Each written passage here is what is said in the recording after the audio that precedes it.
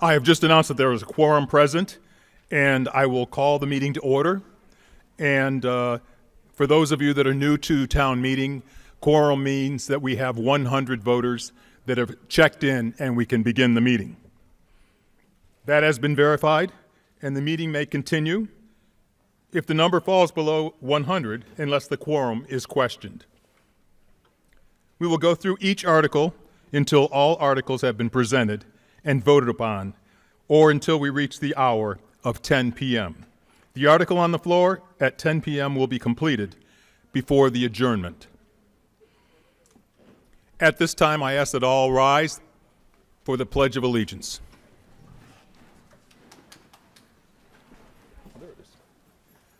I pledge allegiance to the flag of the United States of America and to the republic for which it stands, one nation, under God, indivisible, with liberty and justice for all. Thank you. As is our tradition, I'd like to take a moment of silence to remember those we lost since our last town meeting.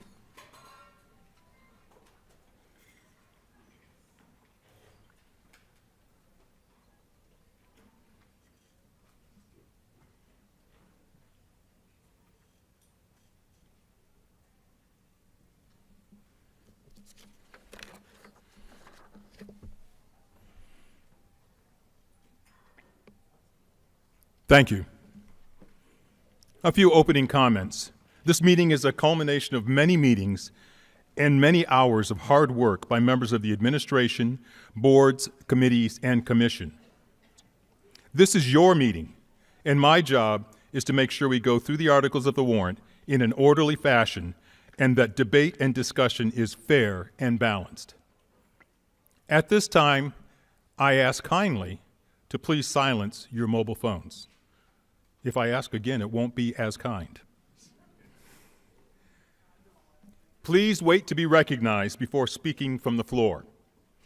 There are microphones in each of the aisles, and I ask if you would please go to the microphones if you wish to make comments or discuss an issue. While we may not agree on every subject, it is important to remember that we all live in the same community and will continue to do so after the meeting. For those of you that are new to town meeting, there's a good resource put together by the Office of the Secretary of the Commonwealth, Citizen's Guide to Town Meetings, and it's available on the Northborough Town website and the Secretary of the Commonwealth's website. At this time, I'll ask, by raising your hand, please indicate if you are new to the town meeting process. Welcome to the most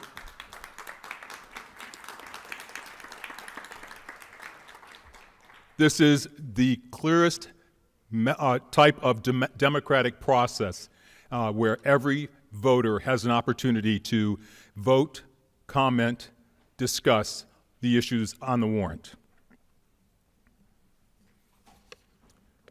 We have something different this year. We are now in the world of electronics. You're wondering, if we have electronic voting, why do I have a card? I am a strong believer in certain occasions it's important to have both a belt and suspenders.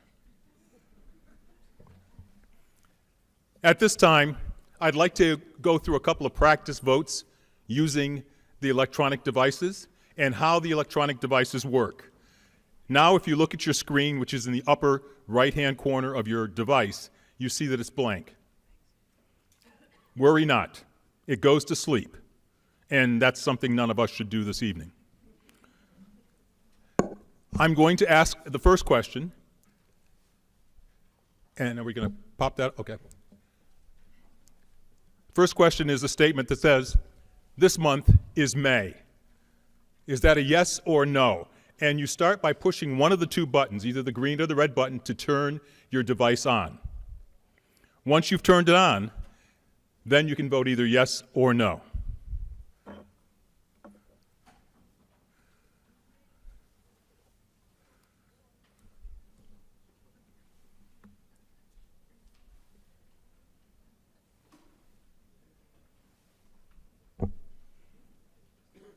Okay, we are going to turn the voting off in just a couple more seconds. Final chance. The voting is closed.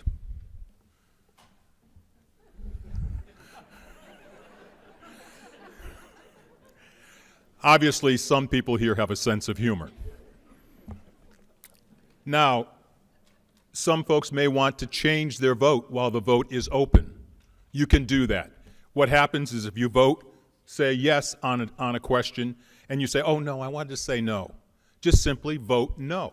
And the system is smart enough to understand that, okay, they changed their mind, they wanted to change their vote. It does not affect the final number for the total. And you can do that up until I announce that the vote is closed.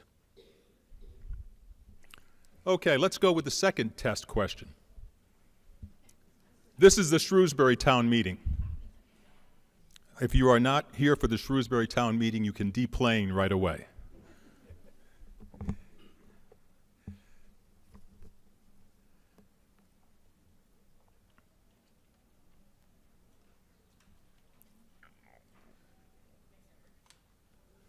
Okay, we'll close in about 5 seconds. Now the voting is closed. We've done two test votes. Is everyone comfortable with the voting process? Well, then let's begin the process. Beginning with a couple of steps that we have before we begin looking at the articles, and that is the recognition of the people seated in the front of the auditorium. We have our administration team, town council. The town clerk is back here with me, and we also have the financial planning committee as well as the appropriations committee. We have seated in the auditorium seats members of the Northborough School Committee as well. From time to time, I may ask for their input and go forward with that, and we'll certainly try to go through as many articles as we can this evening. That being said, I now turn the process over to the board of the select board. I'm a slow learner. And they have some certificates and awards they wish to present.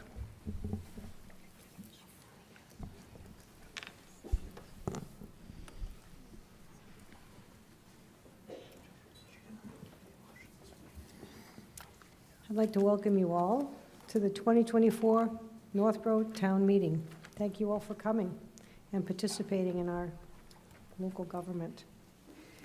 We have awards tonight, and they are going to be a number of different people who have served, and we'd like to give them recognition.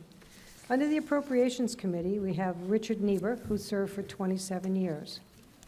Cable TV Advisor Committee, Richard Swee, 17 years. Community Affairs Committee, Jason Hay, 6 years. Council on Aging, Adrian Cost, and we lost Adrian this year. Cultural Council, Craig Cox, 6 years. We also lost Craig. Suzanne Cox, 6 years.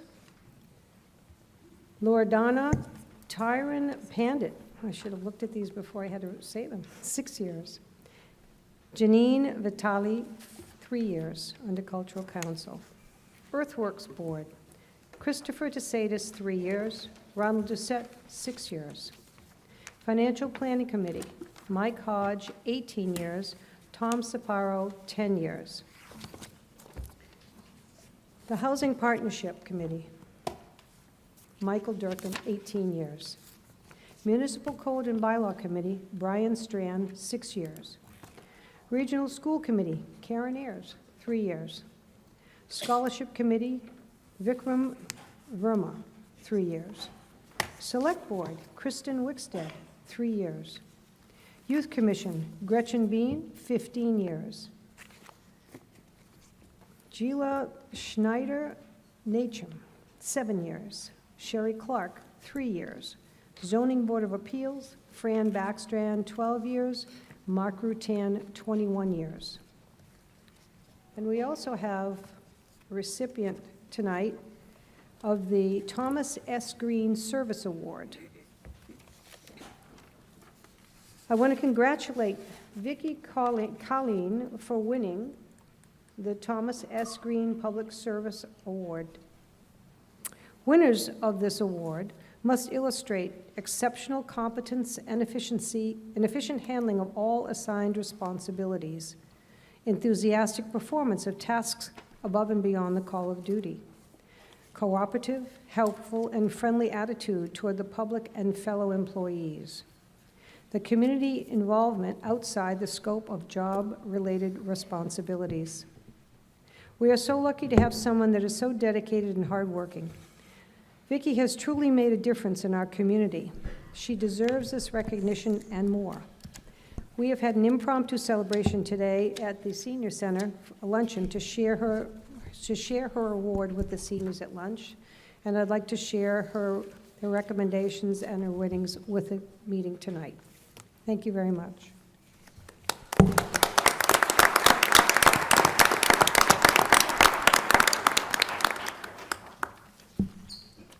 Thank you, and I think the recognition, certificates, and awards is a true indication of how the town of Northborough benefits significantly by the volunteerism that we see on a regular basis. So these people have certainly made major contributions to the success of this community. With that being said, let's begin with Article 1, appoint deputy moderator.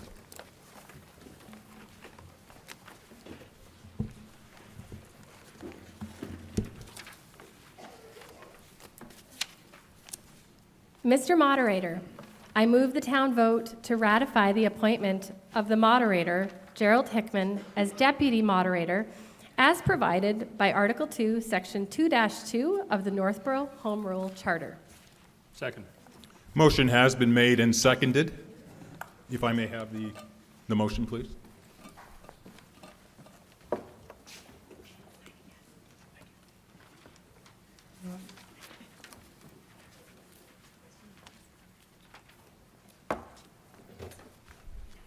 Just a quick comment.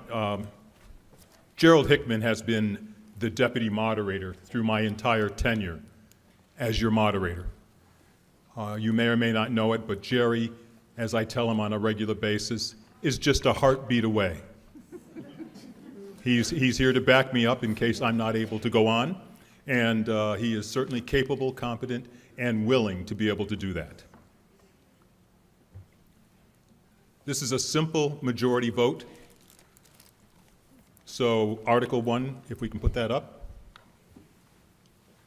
Appointing deputy moderator to see if the town will vote to ratify the appointment of the moderator of Gerald Hickman as deputy moderator as provided by Article 2, Section 2-2 of the Northborough Home Rule Charter. You may vote. Please remember to wake up your device beforehand.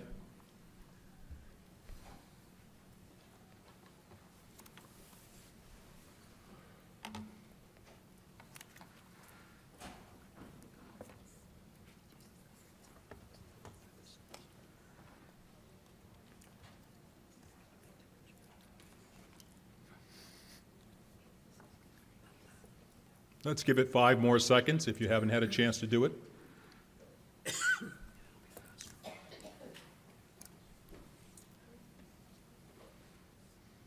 Okay, the voting is closed. Jerry, it was a close one, but welcome aboard.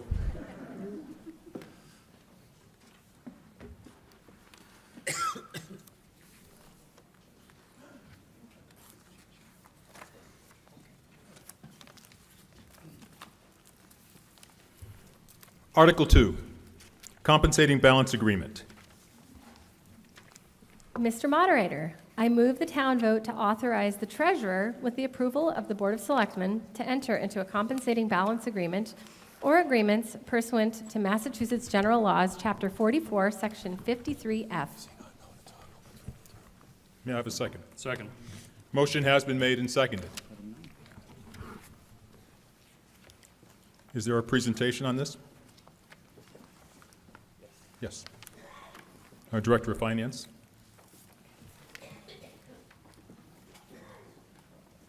Hi, good evening, everyone.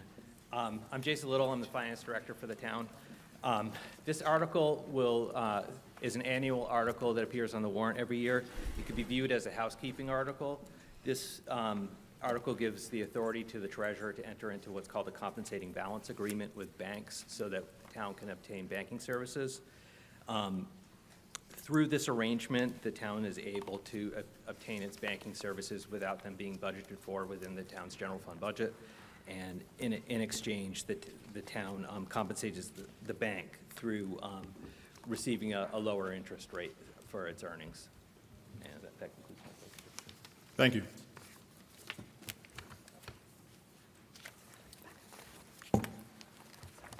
Is there any discussion on Article 3? I'm sorry, Article 2, I misspoke.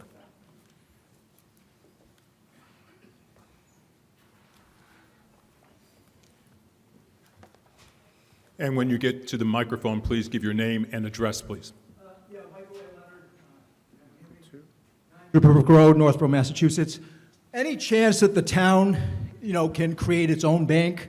Instead of giving interest to some bank and giving the town away to, in its finances, some bank who's just going to screw the town over and suck all our money through the evil of interest on loans, to look into developing, kind of like how they have state-run banks, to having a bank that's run entirely by the town so we can finance our own operations without being reliant on banks beholden to Wall Street and international bankers. I advise the people in the town and to finance to look into interest-free finance and looking into trying to develop a town bank, or the town or the region issuing our own currency so we can provide for our needs locally instead of being dependent on Wall Street. Any other discussion or debate? Hearing none, this is what we are voting on for Article 2. I move the town vote to authorize the treasurer, with the approval of the Select Board, to enter into a compensating balance agreement or agreements pursuant to Massachusetts General Laws, Chapter 44, Section 53F.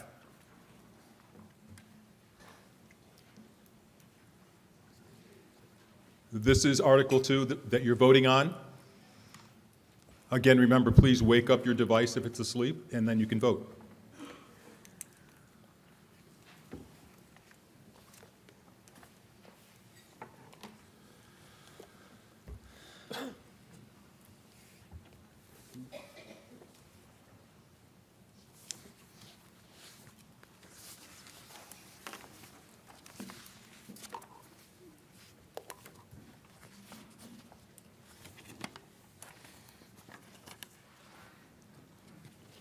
The voting will close in 5 seconds.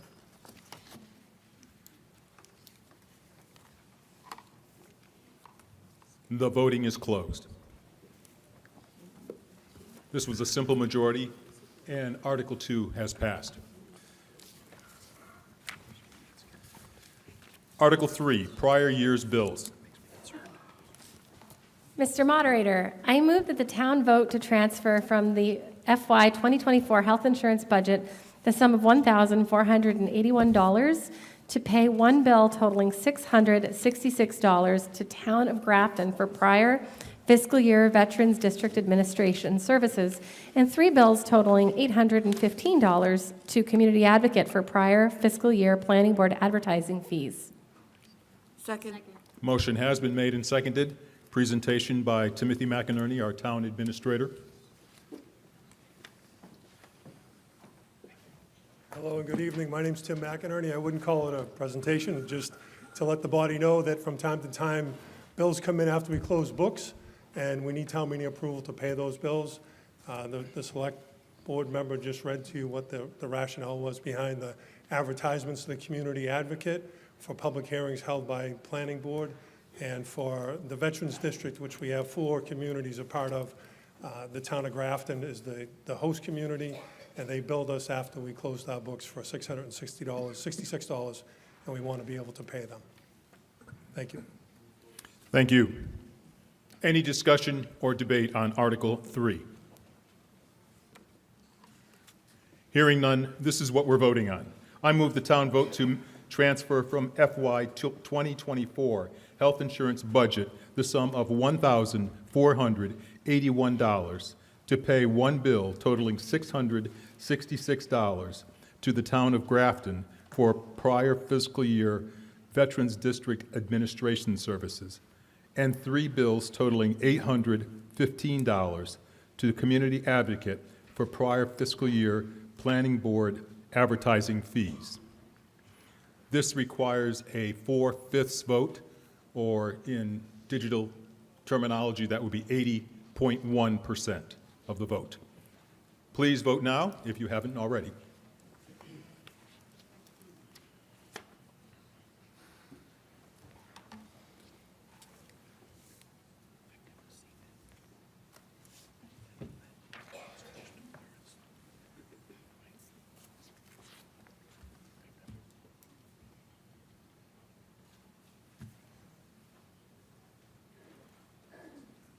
Okay, the vote will close in 5 seconds.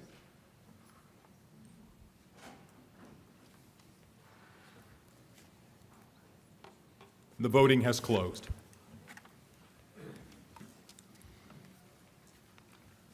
As you can see, Article 3 has passed.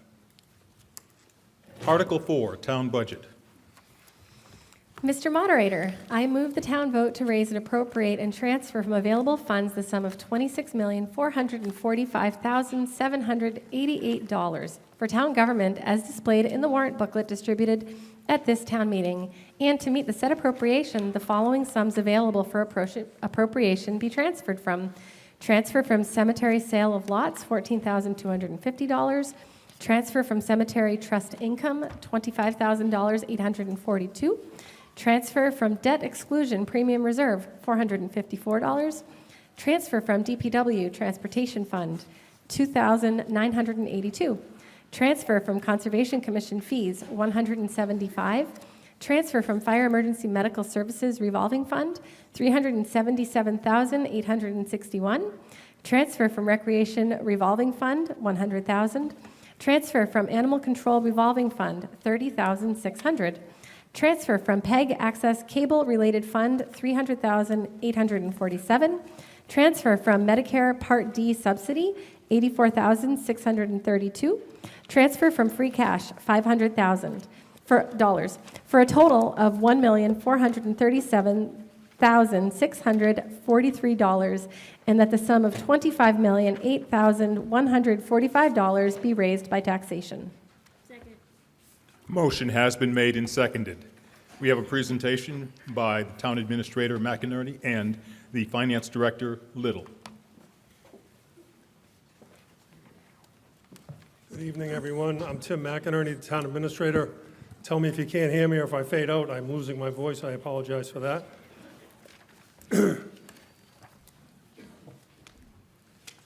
So in your warrant, there's a couple pages that you might want to follow along with. Page 58, 57, and 61. So 57, 58, and 61 in your book.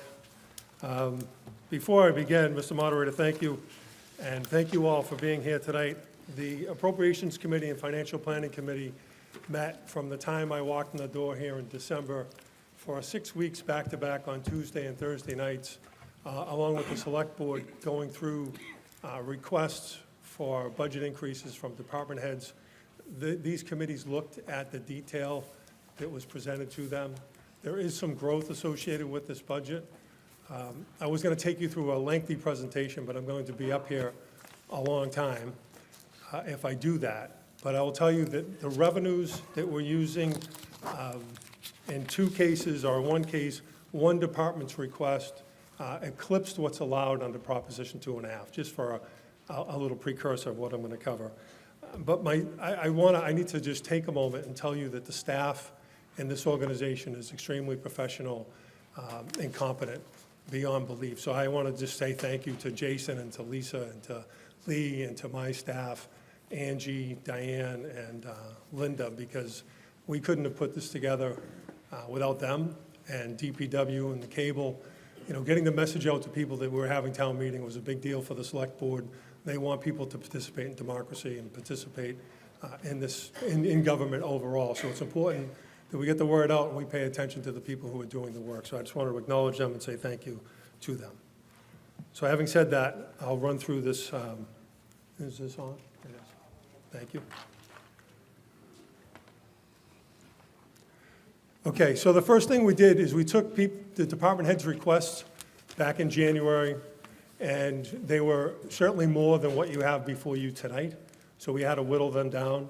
And working with the Appropriations Committee and the Financial Planning Committee, we try to work through what people's elasticity was to pay for these services that we're proposing. So first we looked at demographic information, and that's what this slide deals with.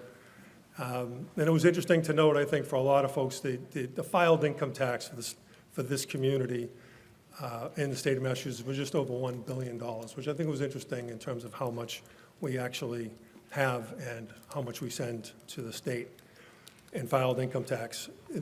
Residential and commercial industrial property tax, CIPs, not to be confused with capital improvement plan. As my staff pointed out many times, that is two terms that we use quite often. But the residential, the makeup of your tax base is 73% residential, 27% commercial industrial. It's important to note that every time you lose commercial industrial property tax, your individual single-family residential tax bill goes up. So it's important to me, it's important to the community to maintain or grow that commercial industrial tax base. So this is just a high-level view of the demographics.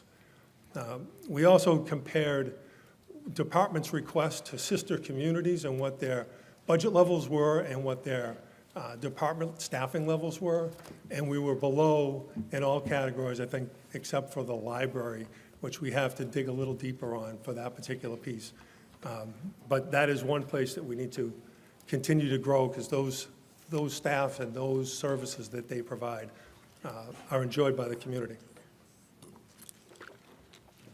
This slide may be tough to read, I understand that. I tried to go over this in cable, but I'm not so sure I did. But it just basically talks about our tax effort as a community and where we sit in relation to other communities like Southborough, Boylston, Shrewsbury, Grafton, Berlin, Hudson, and Westborough. So as a percentage of your filed income tax, this is what your tax effort is for the town of Northborough. We looked at revenues, tax receipts. This is all your property taxes that we pay collectively between industrial, commercial property tax and residential. State aid as a percentage of the budget continues to decline. It's just not a good model, to be honest with you, but it's the one we have to work with. The budget on page 61, if you look at that document, the bottom line calls out that it is a balanced budget. It is growing. It's growing in really three areas. We have fixed costs that are increasing, namely Worcester County retirement, health insurance, and trash. Those are three main areas of automatic fixed costs that we're going to have to deal with in the next fiscal year. That top of that sheet on page 61 deals with revenue. This is the revenue that we have for fiscal '25.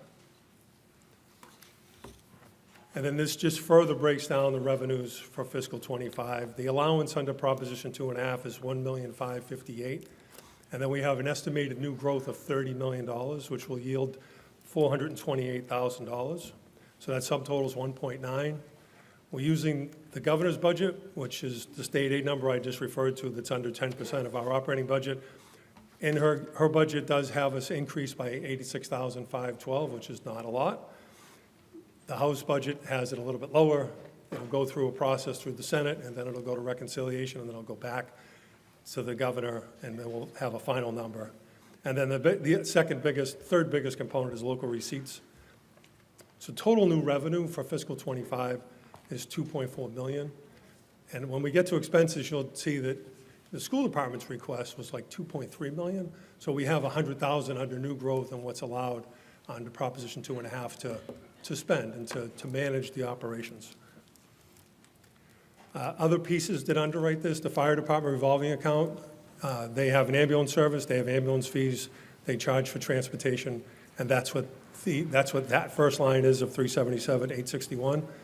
Cable receipts reserved, so cable, everybody has a franchise fee on their cable bill. If you still have cable, please get cable if you don't. But there's a fee that goes to pay for cable, and this is where this fee shows up, and it helps us run all the meetings that are publicized a run through this particular dollar figure. Then recreation, and then the total is 937. This is just the proposed budget. I think this is on your page 61 as well. This slide just breaks apart where your tax dollar goes as a pie chart. I don't know if it displays well. It's not that bad, but it's not great. So some of the fixed costs or automatic increases I try to lay out for the board and for the financial planning and the appropriations committee. The department request for the school department total $2,347,283. And this little bracketed number down the bottom, I came from another community that was extremely conservative and wanted to know how much this was costing us. So I have that in my mind when I go through this, because we are very much aware that this does impact the taxpayer. And there's some articles we're dealing with in this town meeting that will offset, for the most vulnerable people in the community, those tax increases. So we're trying to hedge against that increase. But just these three items alone, for an average, this is an average single-family tax bill, is an increase of $346. So I just try to break that out just for transparency's sake. And then we looked at fixed costs for health insurance, Worcester County retirement, and solid waste. Again, these are incremental values in the right blue bracketed is what each one of those numbers cost on average. So that's what that is pretty self-explanatory. The town requests, we do have 2 police officers proposed in the budget. We have an assistant library director proposed in the budget. Some restoration of hours so they can be open on Monday morning. They are open now, but there's another group funding that line item right now. The clerk's office, when we did the analysis, we had 2 people in our office, but 2.5 is the average throughout their sister communities. With everything that's coming up, and I'll let the department heads speak to these questions if you have them, there's good rationale, and they've obviously convinced me and convinced the committees that these positions were needed. But we can get to that in a moment. But again, I just want to show you what those department requests broke out to be and what they cost. So this total budget request is 282 is the total number for those fixed cost and town requests. Again, these are just the positions, and the departments obviously put these up and gave a lengthy explanation for the need for these. I think what's interesting is the DPW admin assistant is funded 50% by enterprise water and sewer. So there's less of an impact to the taxpayer. In terms of reserves, this community is very strong in your fiscal position and your cash management. You, obviously, the $80 million budget without sewer and water enterprise funds, and you're at 8%, and you have a written policy that's adopted by various boards and committees to be within 5 and 10% of that policy. And your reserves with free cash is $6.3 million. So to summarize just the impact, we have an estimated single-family value at $655,691. That's an estimate to go up. That's what the values are doing and what they're trending at. That's a 5% increase. And then the fixed costs make up 138, and then the school budgets make up 346, and then the town request is 148. This new revenue and offsets are a reduction of 18. It's just there just so we can keep track of it. But at the end of the day, it's a 6.8% increase, or 614 is the annual average. I think it comes out to 50 or 51 a month, which is not nothing, which is why I think communities look to aggregation for electric aggregation. Even though we can't guarantee saving money when we aggregate electricity, that's the goal, and that has been the outcome in communities that I've worked for. So we want to hedge wherever we can. There's small things that we do every day to bring down the cost of operations, from not mailing checks to employees anymore and having an online portal for them to request vacation and to see the W-2s and not have to print anything out of our office, to coordinating paving jobs with utilities so we can share in that cost for paving. All those small things add up, and we continue to try to manage those things as we go. This slide just deals with the commercial industrial tax base. What I asked the assessor to do is to tell us, if we lost some growth in commercial industrial tax base, what would happen to the average? So if you have $3.1 billion of assets for residential class, and you have 940, and commercial industrial property, if that was to be reduced by 5%, the residential increase would be about 222. So again, it just goes back to just being mindful of the commercial industrial tax base to keep that up, because if you wanted to enjoy the same services you have today, you'd be paying a lot more if you didn't have the commercial tax base. I've talked plenty, so I will tell you, I will happily answer questions. I will ask for a little dispensation from the body to allow me to rely on Jason a little bit for some specific detail for line item movements and/or details relative to Mass General law as it relates to our budget. But does the body have any questions I can answer?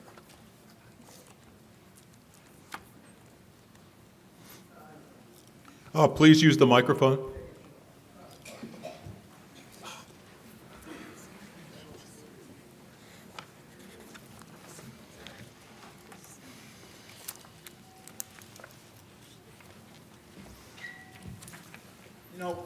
I don't know how many of you highly paid professionals are going to take this seriously, okay, but instead of trying to rely on international corporations to come to this town, and instead of paying for all these unnecessary improvements to making all the cars nice and okay, why don't we put all the capital investment money in building structures in the downtown area and all of it to renovating the downtown area so we have a bunch of small businesses come in instead of being reliant on giant corporations who don't care about this town, to bring all these small businesses in, and that would bring up the tax base of the town without being dependent on international corporate forces. So I really hope people consider that where we put our money, not into making our equipment look nice, which is not necessary, paying highly paid specialist professionals who we have no need for their services, but to actually build up the infrastructure of the center of the town and also around like Harvey and stuff, so we can have a lot of like small businesses come in and improve the aesthetics of the town and have that commercial tax base come up that way, as opposed to trying to whore ourselves to Amazon or some international corporation. So I hope people consider that. I don't know if any of these people will take that seriously, but really think about that. Sir, may I ask if you would please give your name and address once again? Yes. Michael A. Letter, 9 Juniper Brook Road.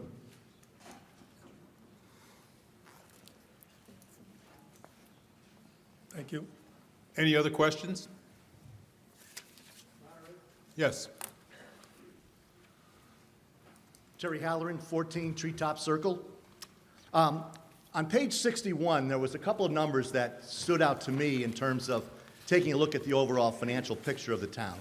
Most notably is the significant change in the amount of the unused levy cap. So in prior years, we ran over $4 million of available taxation under the levy limit.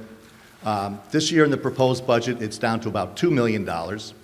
If you look at our rate of spending, it's very clear that we're going to be near the 2.5 levy limit cap, whether it be in fiscal 26 or in fiscal 27. One of the most dangerous things, I think, in the way in which Proposition 2.5 works and the way town finances work is when we get to that point where we're at a levy limit and we have to make some hard choices and go to overrides. We had this problem in the town 20 years ago. That's why we all have green trash bags today, is because we sucked it out of the town budget and put it into different funds and different ways to fund those things. As I look at the budget and the spending trends that we have, we're clearly going to have a Prop 2.5 problem. I was wondering if the Appropriations Committee or the Financial Planning Committee has kind of looked at what the models look like for years beyond fiscal 24 and what 25 or 26 might look like. How much we spend today clearly impacts what our spend rate will be in the future, and how much we should be concerned about. Maybe we've made a bigger jump in some spending than we should, and I look for your response and answers, and thank you kindly. Actually, I fully plan to ask for recommendations. I just wanted to hear the discussion and debate first. Any other discussion or debate? Hearing none, may I have a recommendation from the Select Board, please?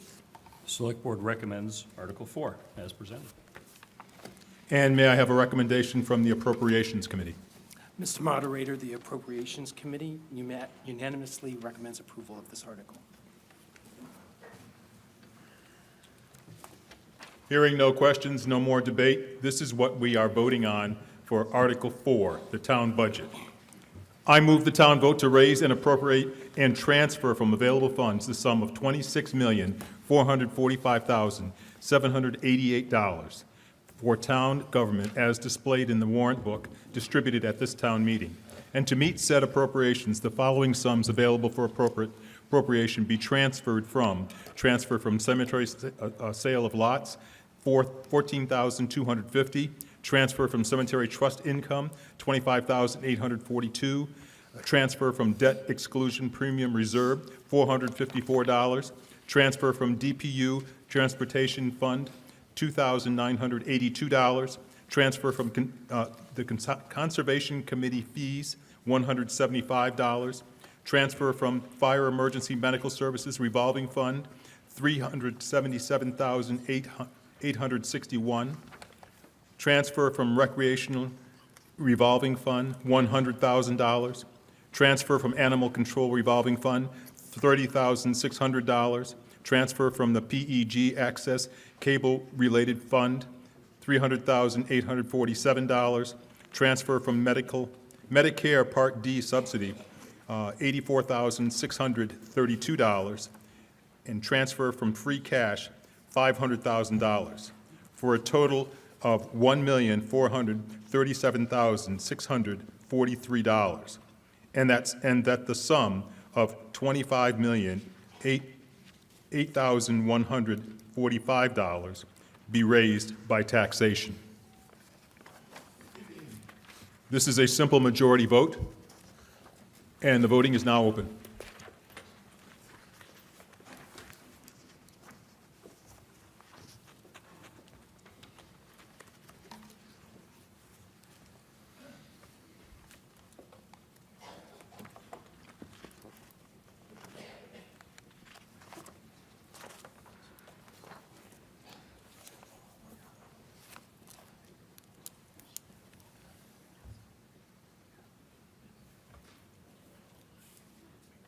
The voting will close in 5 seconds.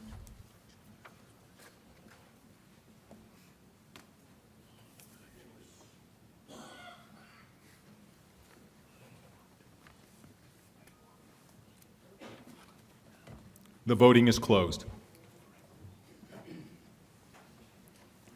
Article 4 passes. Article 5. Mr. Moderator, I move the town vote to raise and appropriate and transfer from available funds the sum of $6,973,337 for water, sewer, and solid waste funds as displayed in Article 5 of the warrant for the operation of the water, sewer, and solid waste utilities in the amounts $2,910,441 for the water fund, $2,760,246 for the sewer fund, and $1,302,650 for the solid waste fund. And to meet said appropriation, the following sums available for appropriation be transferred from water fund free cash, $210,441, solid waste fund free cash, $175,650, raise and appropriate from taxation, solid waste general fund subsidy, $597,000, for a total of $983,091, and that the sum of $5,990,246 be financed from water, sewer, and solid waste revenues. Second. Motion has been made and seconded. We have a presentation from our DPW director.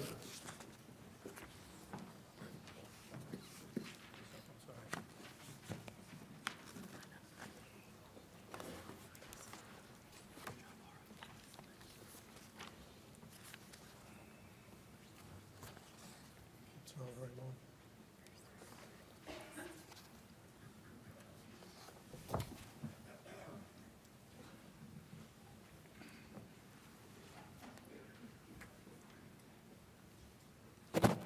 David, can you help me put this on just the presentation mode, please?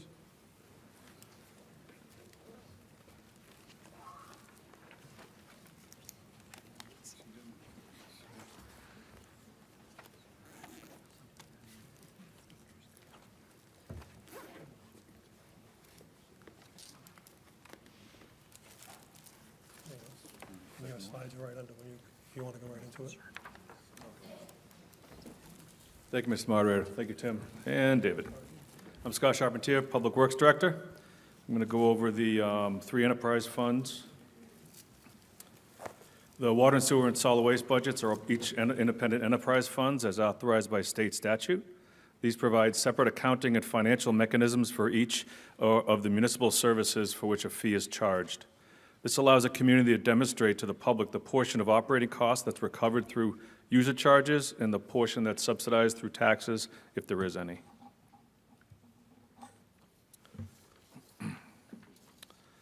On average, the town of Northborough uses approximately 900,000 gallons of water per day, all of which is purchased from the MWRA.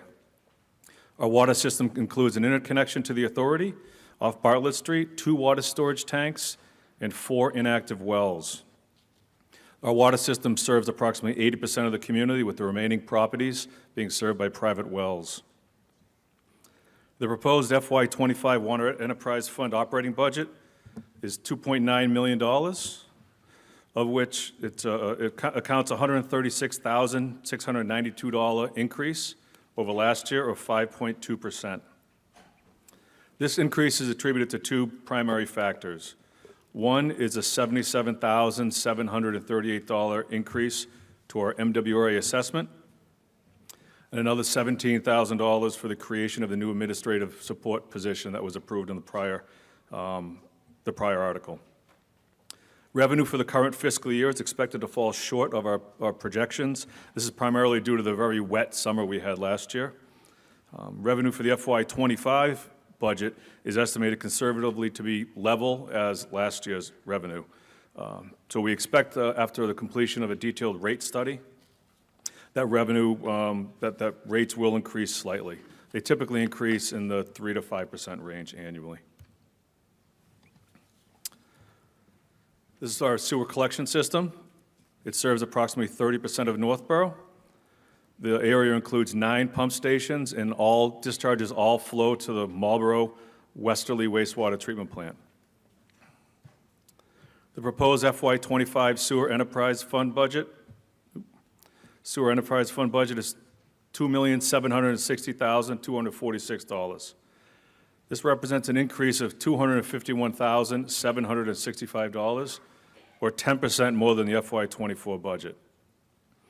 The number one contributing factor to this is an increase in our estimated cost to pay Marlborough for the service they provide, which is treating our sewer. That amounts to $360,717. As a means to reduce the rate impact, we've had temporary cuts to a variety of programs within the sewer division. We're anticipating a slight rate increase. We'll have to do another detailed rate study to determine what rate adjustments are required to support services. The solid waste program manages the town's trash, recycling, yard debris, and hazardous waste disposal. This fund administers 3 very large contracts, one for the collection of solid waste and recycling, another for the disposal of solid waste, and a third for the processing of recyclable materials. The total FY25 solid waste budget is $1,302,650, $1.3 million, which represents a $262,000 increase, or 25% over last year. This is largely attributed to 2 factors. One is a $113,000 increase under our collection contract, and another is a $120,000 increase to the cost for processing of recyclable materials. In fact, the cost to recycle a ton of material exceeds the cost to dispose of a ton of solid waste. In addition, we've added $25,000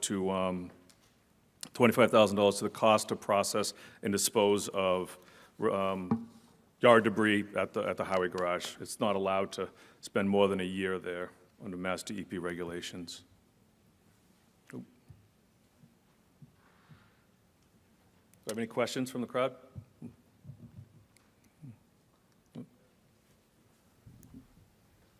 Yeah, I have a question. May I have your name and address, please? I'm Rüdiger Volk on 137 East Main Street. I wonder, in this statement which you gave, why is not the town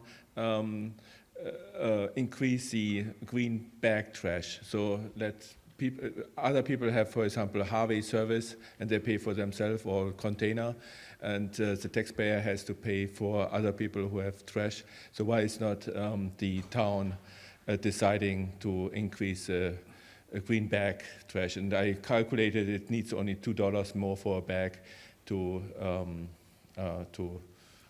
make the budget.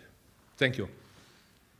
Through the moderator, we evaluate our costs, our fees for bag sales every few years. We did it about 3 years ago before the pandemic.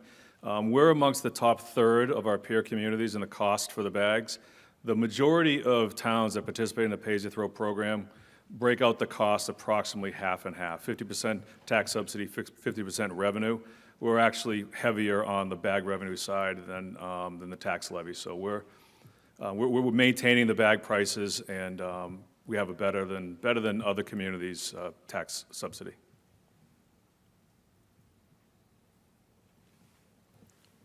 Any other discussion or debate? Hearing none, this is what we're voting on for Article 5. I move the town vote to raise and appropriate and transfer from available funds the sum of $6,973,337 for water, sewer, and solid waste funds, as displayed in Article 5 of the warrant for the operation of the water, sewer, and solid waste utilities, in the amounts $2,910,441 for the water fund, $2,760,246 for the sewer fund, and $1,302,650 for the solid waste fund. And to meet said appropriation, the following sums available for appropriation be transferred: from water fund free cash, $210,441.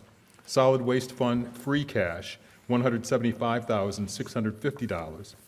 Raise and appropriate by taxation, solid waste general fund subsidy, $597,000, for a total of $983,091, and the sum of $5,990,246 be financed from water, sewer, and solid waste revenues.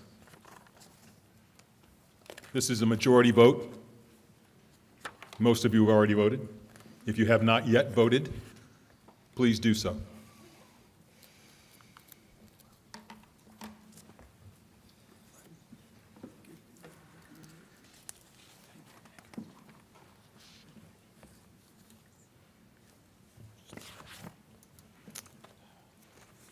And before I close the vote, I did want to let you know that I actually overlooked, but my deputy has my back and reminded me that we were going to get a recommendation from the Select Board Select Board recommends this article. and the Appropriations Committee. Mr. Moderator, the Appropriations Committee unanimously recommends approval of this article. Thank you. We'll have 5 more seconds for the vote.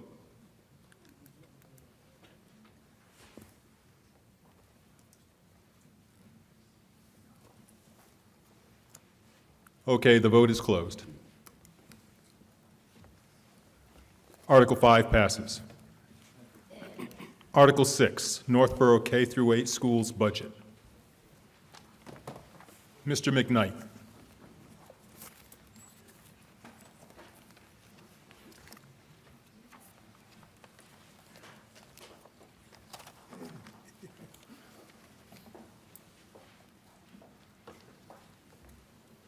Good evening. I move the town vote to raise and appropriate by taxation the sum of $29,119,597 for the operation of the Northborough Public Schools.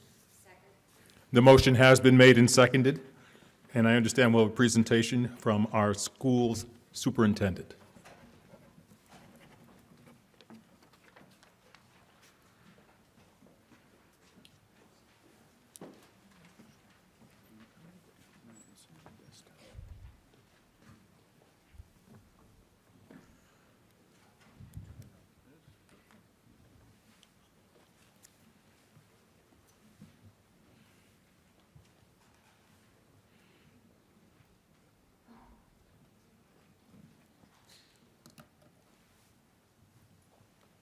So good evening, Greg Martineau, and I have the privilege of serving as your superintendent. So the Public Schools of Northborough budget process really is driven through its strategic plan, Vision 2026, and is guided based on its mission, which is to educate, inspire, and challenge all students. Including in that strategic plan is the vision, which really speaks to making sure our students are prepared to leave Northborough Public Schools as collaborators, critical and creative thinkers, communicators, socially and civically engaged, growth-oriented, healthy, and balanced. In addition to the goals outlined in the district's strategic plan, each year the school committee sets budget priorities. These budget priorities are used to guide the budget process and make key decisions. Although many of the items on the budget priorities were not accomplished, it still sets a guidepost for us to move forward. In the FY25 budget, the priorities that are met are to create math interventionist positions, also to create and reestablish a fifth grade strings program, and also to maximize current staffing resources. Additionally, the budget achieves the goal of funding the technology replacement cycle, creating and maintaining outdoor learning spaces, and identifying sustainability issues. It also continues to support the school committee's class size policy and maintains healthy class sizes. The school committee approved budget before you this evening is $29,119,597, which represents a 3.99% increase over fiscal year '24. What is included in this budget are instructional materials. We are seeing a shift in the way instructional materials are licensed. No longer are we able to buy a textbook that will last the district for 5 to 7 to 10 years and then renew that textbook when it no longer is in service. What we are now finding is that curriculum materials are licensed on an annual basis, similar to software subscriptions, and that is having an impact on our overall budget. A couple highlights: we are moving forward with a middle school ELA curriculum, also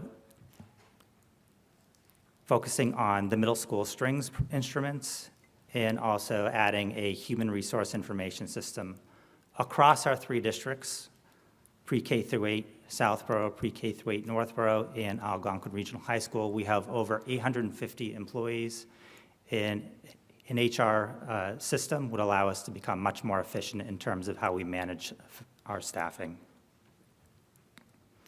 In terms of personnel that is included in the budget, again, we have 2 math interventionists.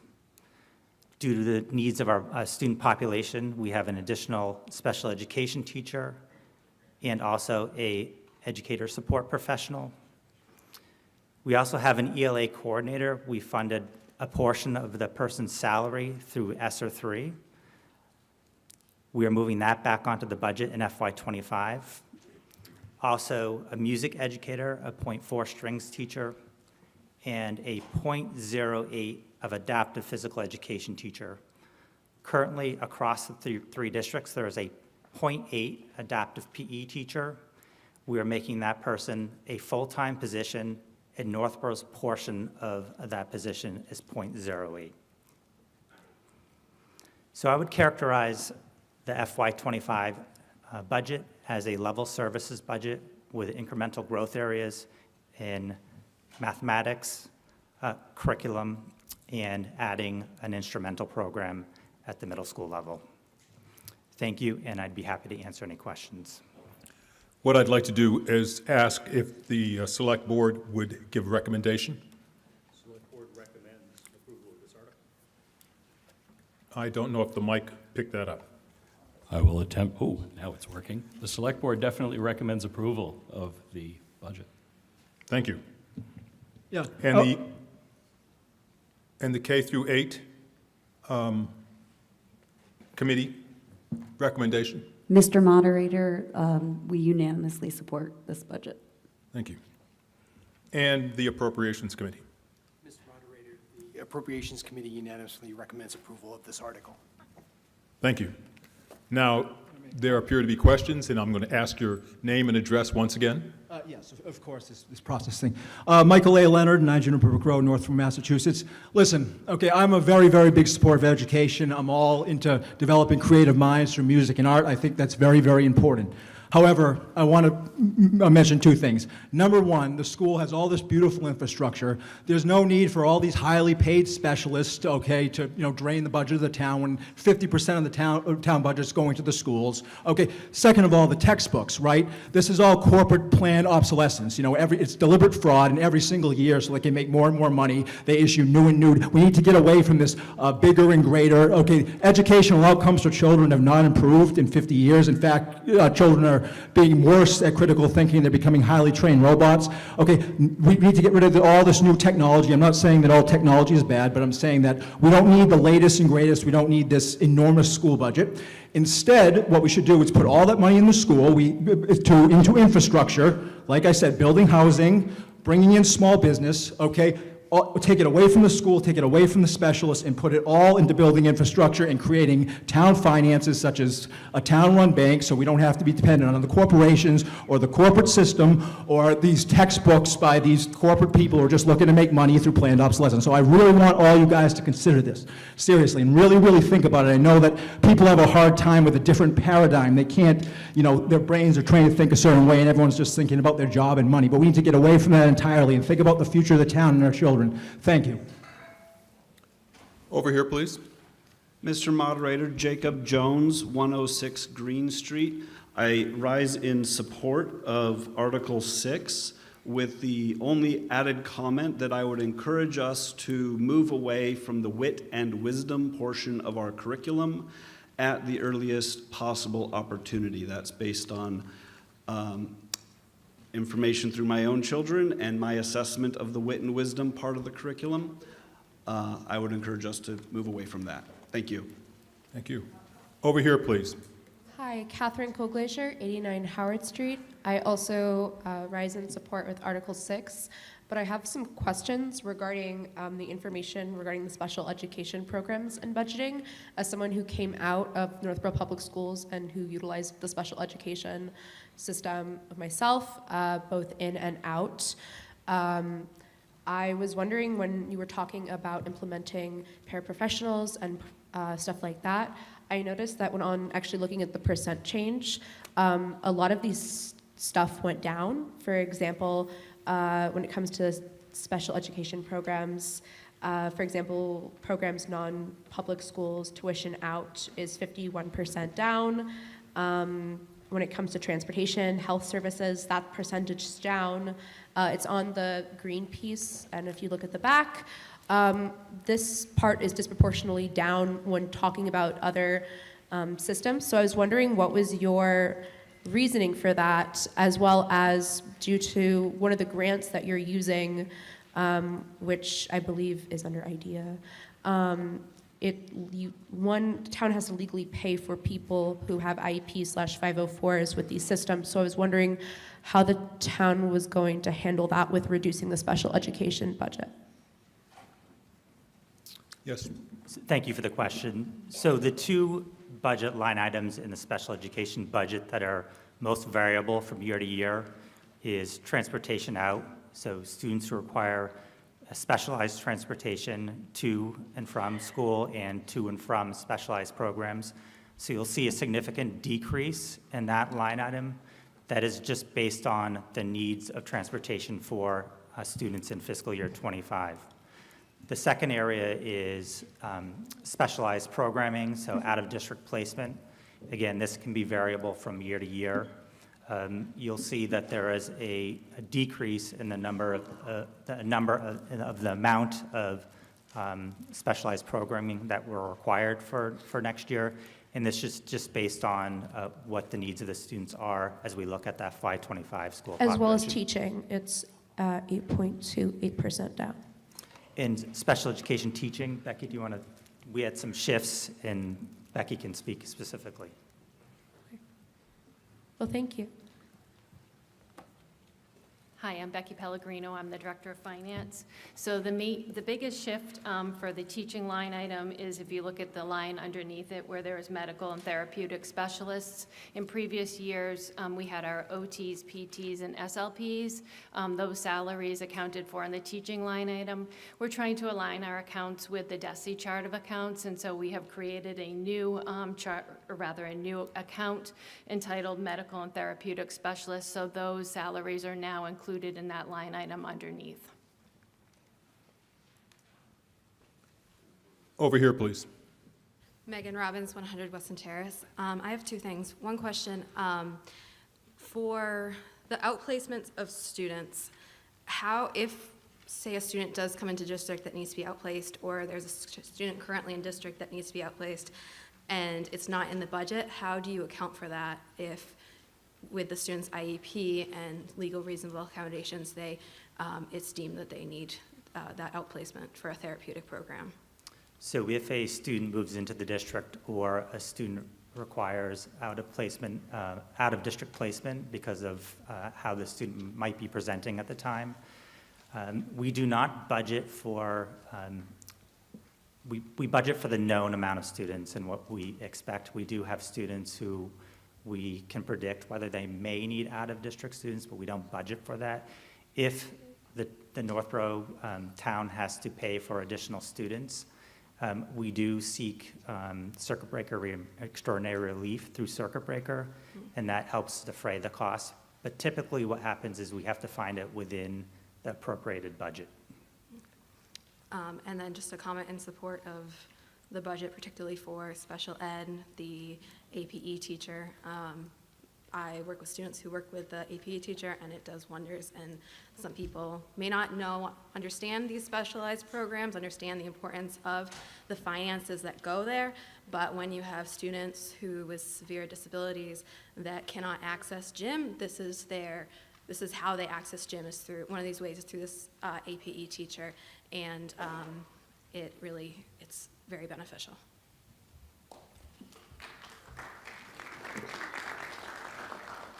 Any other discussion or debate on Article 6? Hearing none, this is what we're voting on. I move the town vote to raise and appropriate by taxation the sum of $29,119,597 for the operation of the Northborough Public Schools. And the voting has begun.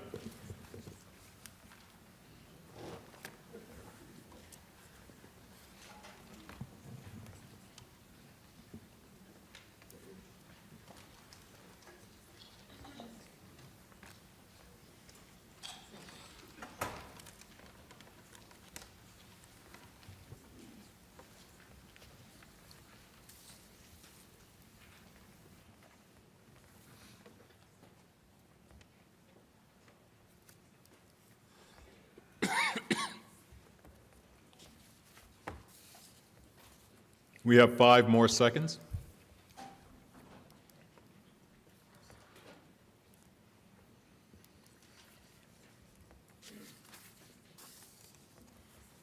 The voting is closed.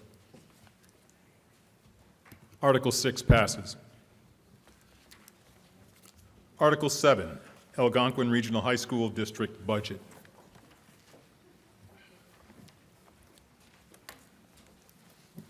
Kathleen Howell. Karen Harris, change. Well, you didn't tell me.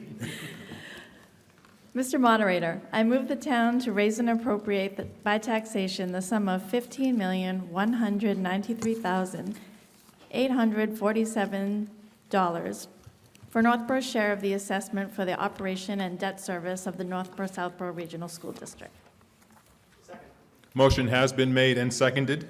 Presentation by our Superintendent of Schools.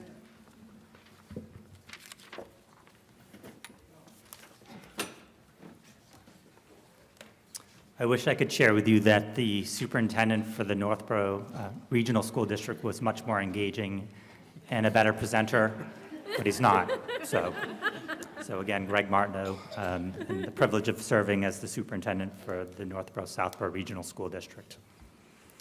So again, similar to the pre-K through 8 Northborough budget, The budget process is really driven by the strategic plan and also the school committee's approved budget priorities.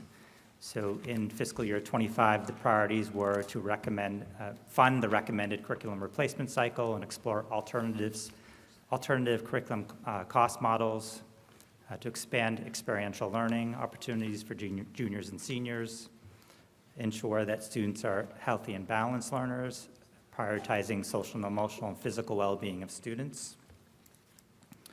Also, seeking to create a special education team chairperson position.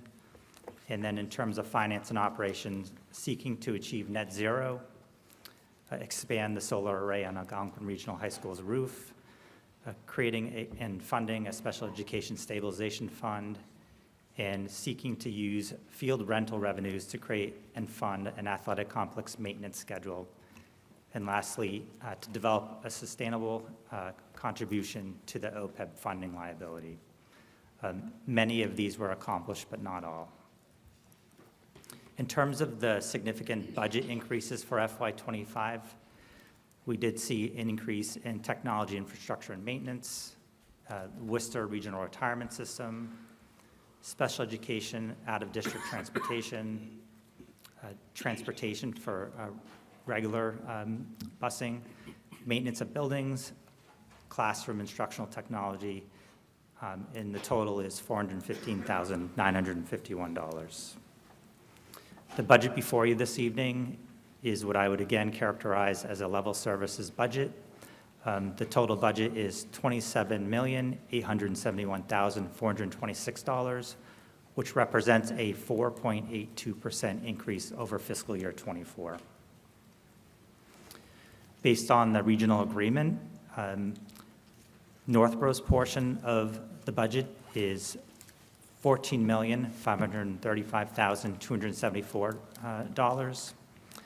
The school committee did vote to apply $675,000 of excess and deficiency.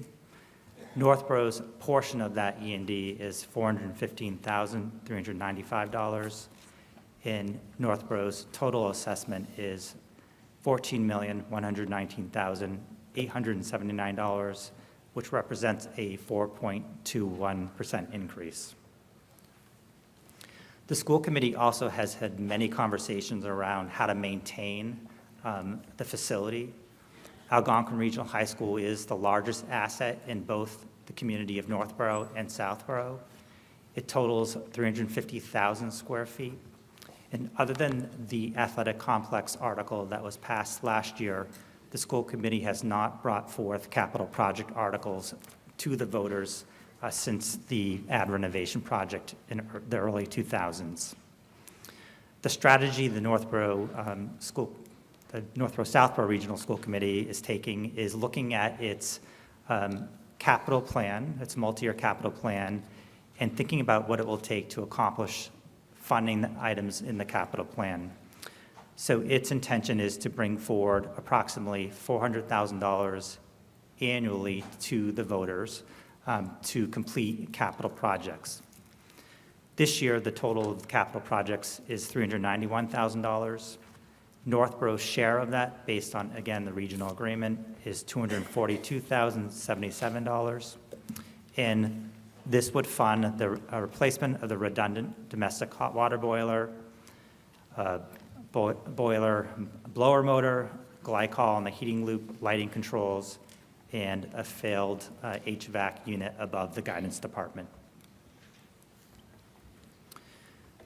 Again, apportioned by the regional agreement, Northborough's share of the not exempt capital assessment is $242,077, which reflects a 1.59% assessment in FY25. Again, I would characterize the budget in front of you as a level services budget, and I'd be happy to answer any questions. Before we have any questions or debate, I would ask for a recommendation from the Select Board, please. The Select Board recommends approval of this article. And the Regional School Committee. The Regional School Committee unanimously supports this article. And may I hear from the Appropriations Committee, please? Mr. Moderator, the Appropriations Committee unanimously recommends approval of this article. And finally, from the Financial Planning Committee. Mr. Moderator, Financial Planning Committee unanimously recommends approving this article. Thank you. Any questions? Any discussion? Hearing none, this is what we're voting on for Article 7.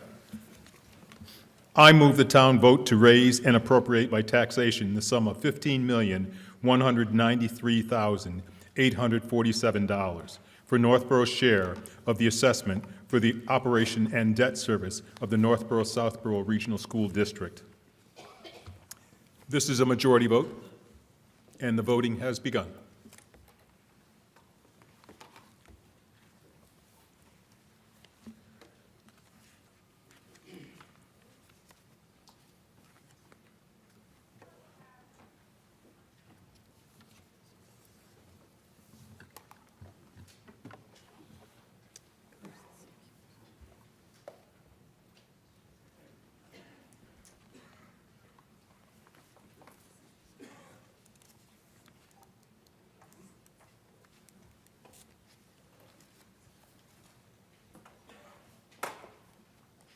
Five more seconds in the vote.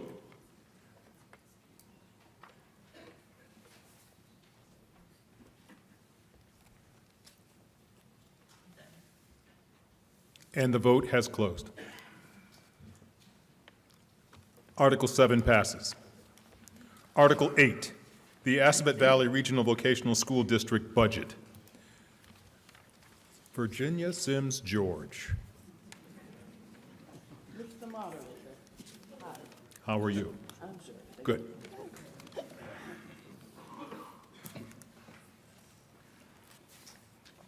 I move the town to vote to raise and appropriate by taxation sum of $1,409,186,000 for Northborough's share of the assessment for the operation debt service of the Assabet Valley Regional Vocational School District. And we'll have a presentation by Mr. Ernie Poole, who's the Superintendent Director. Just one thing I want to correct is the number for the requested appropriation is $1,409,186. Okay, thank you.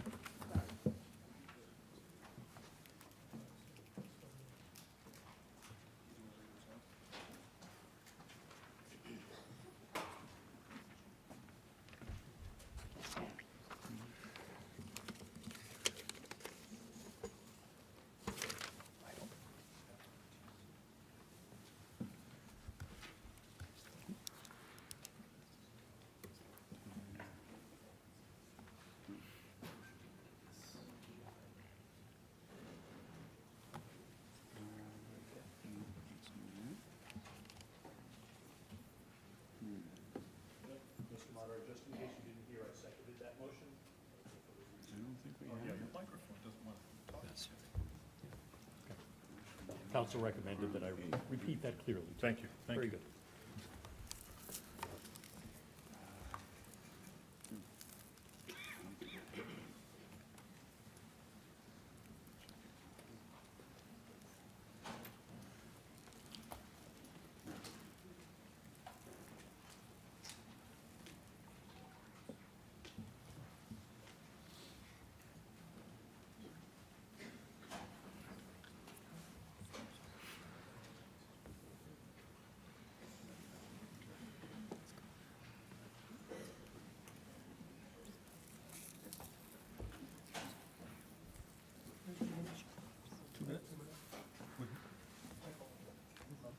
Want to come over here or want me to come down?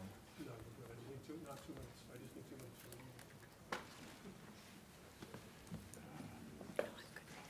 We are just taking a very quick timeout, and it has nothing to do with Assabet Valley Vocational School District.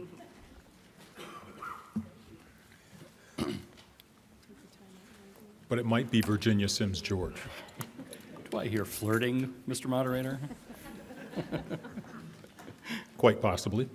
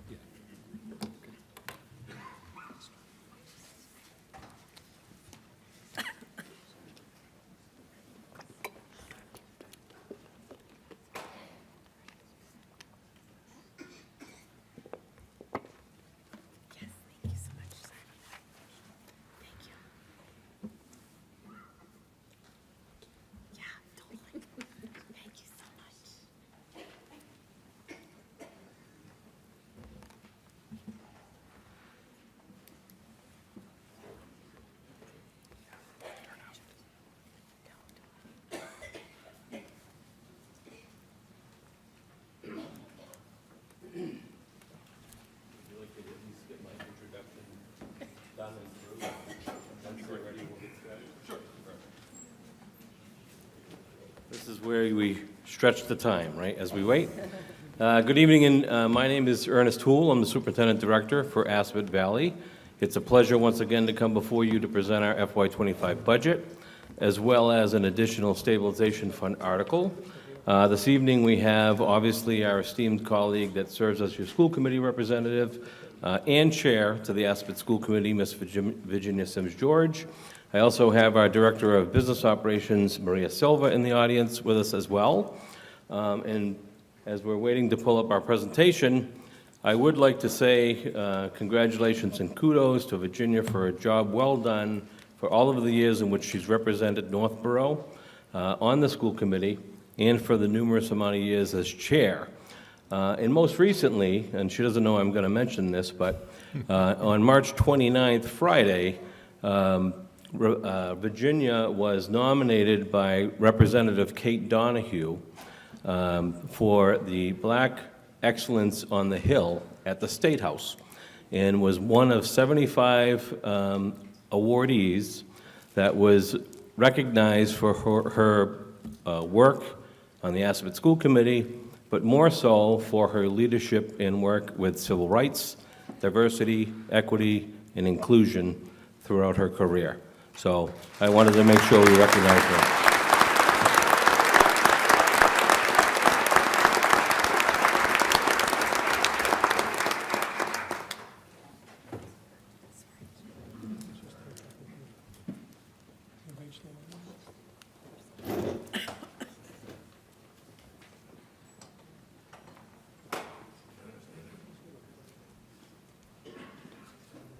So without the slides, I'm going to just get started, and then when they bring them up, we'll just jump right in. So Assabet has completed a strategic planning process that will start with a new strategic plan for FY25. We had a group of about 30 or so individuals that completed that strategic planning process, came up with a new vision, new mission, and we'll utilize that moving forward as we direct the school district, whether it be budget goals, direction for learning, staying current with industry trends, and making sure that the students of Assabet that attend have all of the options when graduating high school, whether it's to go into college, directly into the workforce, entrepreneurship, into military, or any endeavor in order to make them productive members of a global society.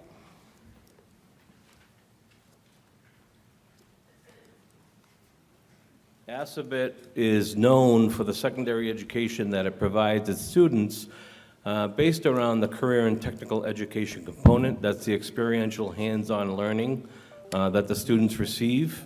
They basically go through an exploratory process in the first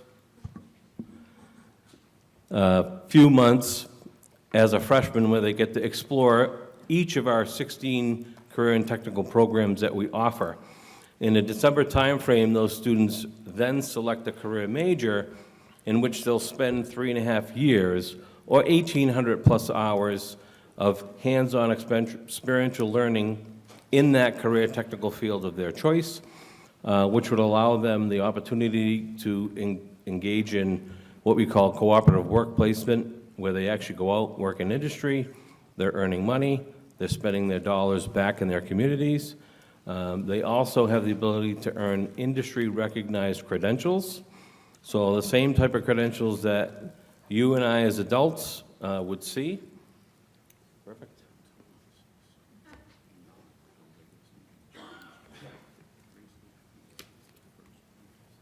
Oh, okay, that's fine. Yeah.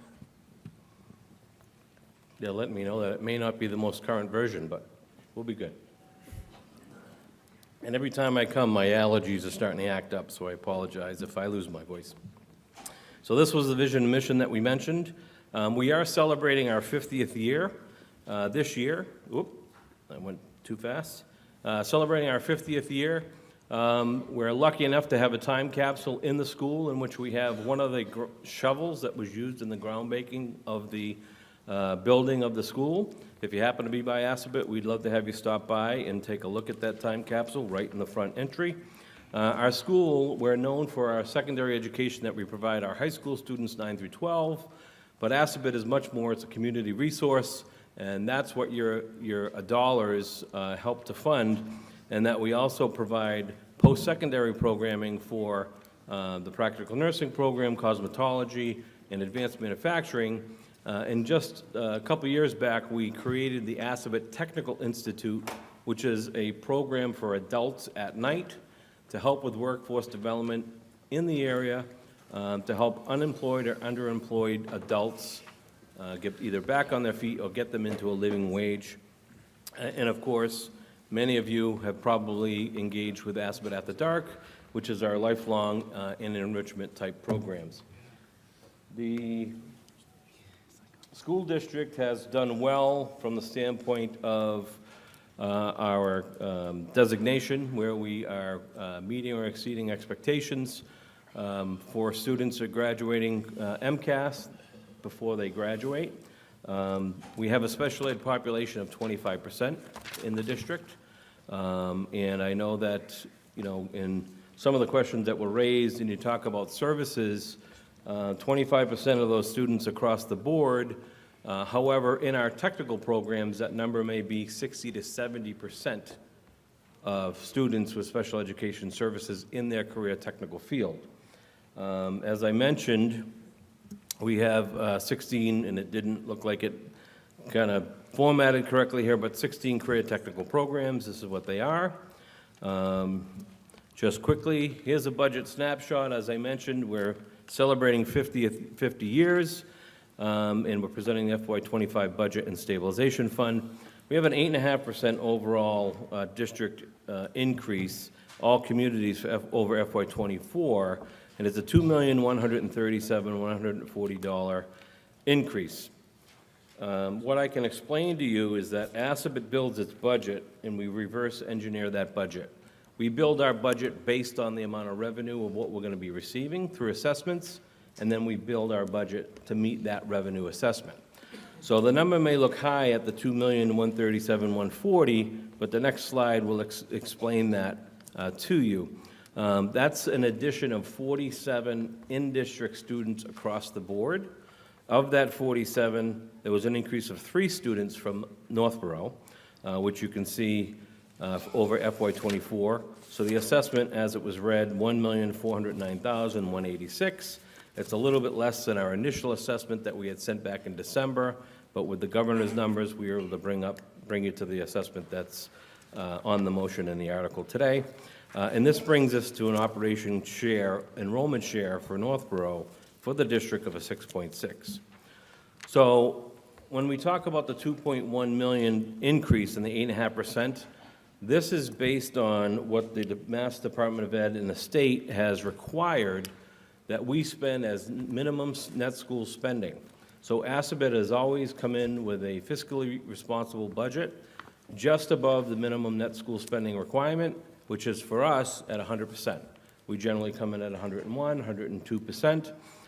So as you can see, with the increase of the 48 students that we had, I think I said 47, I apologize, 48.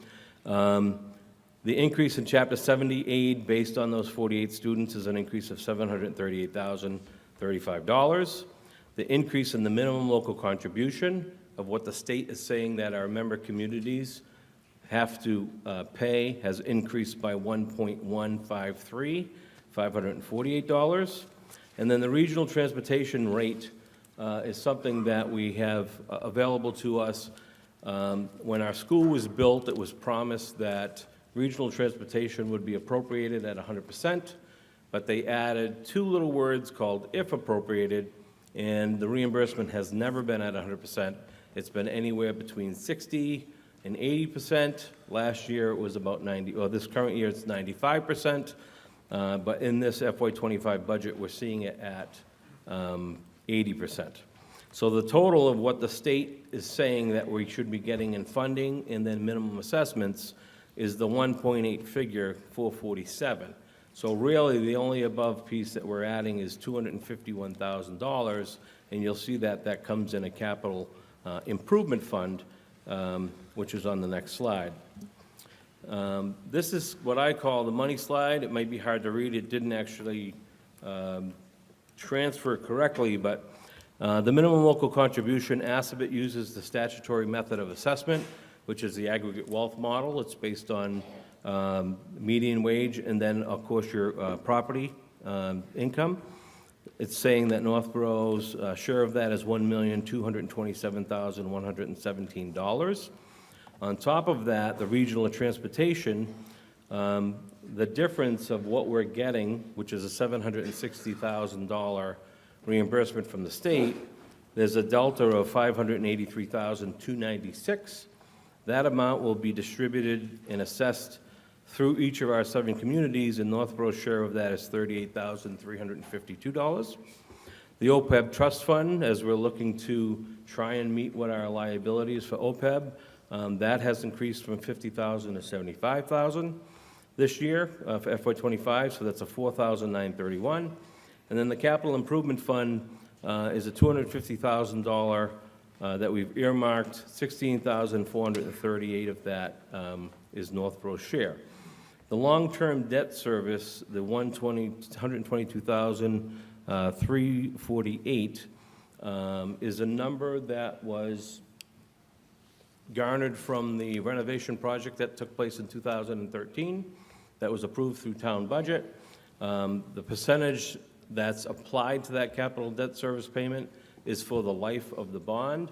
We're in the 9th year of the capital payment for that. In each year, the payment goes down $55,000, and that decrease gets shared per our 7-member communities. And then that brings us to the number of the $1,409,186 for assessment. And that's for the 67 students, as you can see there on the bottom, for a 6.6% enrollment share. Thank you. May I have a recommendation from the Appropriations Committee, please? Mr. Moderator, the Appropriations Committee unanimously recommends approval of this article. Thank you. Any questions, discussion, debate on Article 8?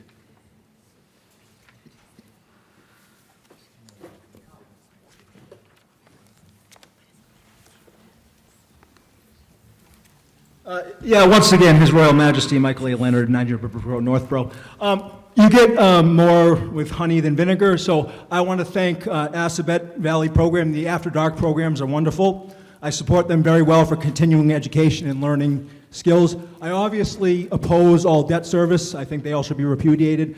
But with special education, I want to give the educators a thought, okay? And when you say that 70% of people are special needs and stuff, okay, just because somebody thinks outside a Gaussian bell curve, okay, and if society's trying to program everyone to think like robots, and in the education system, particularly people in Assabet who aren't cut out to work in a corporate structure, which means they think like robots and inside that bell curve, okay, does not necessarily mean that they have special needs. However, I will say this, that it is worth helping these people if that money is not going into any Pavlovian conditioning or any kind of neo-Skinnerian behaviorist brainwashing. So for all you educators, please think about that. Remove that behaviorist paradigm, get rid of it entirely, never ever fund it, and have a paradigm that's designed more to help develop children's creative thinking abilities rather than them training them to be a corporate robot. So please think about that, educators. God bless you. Any other discussion or debate on, oh, I'm sorry, I didn't see you over there. Please. Hi, Catherine Koglacier, 89 Howard Street.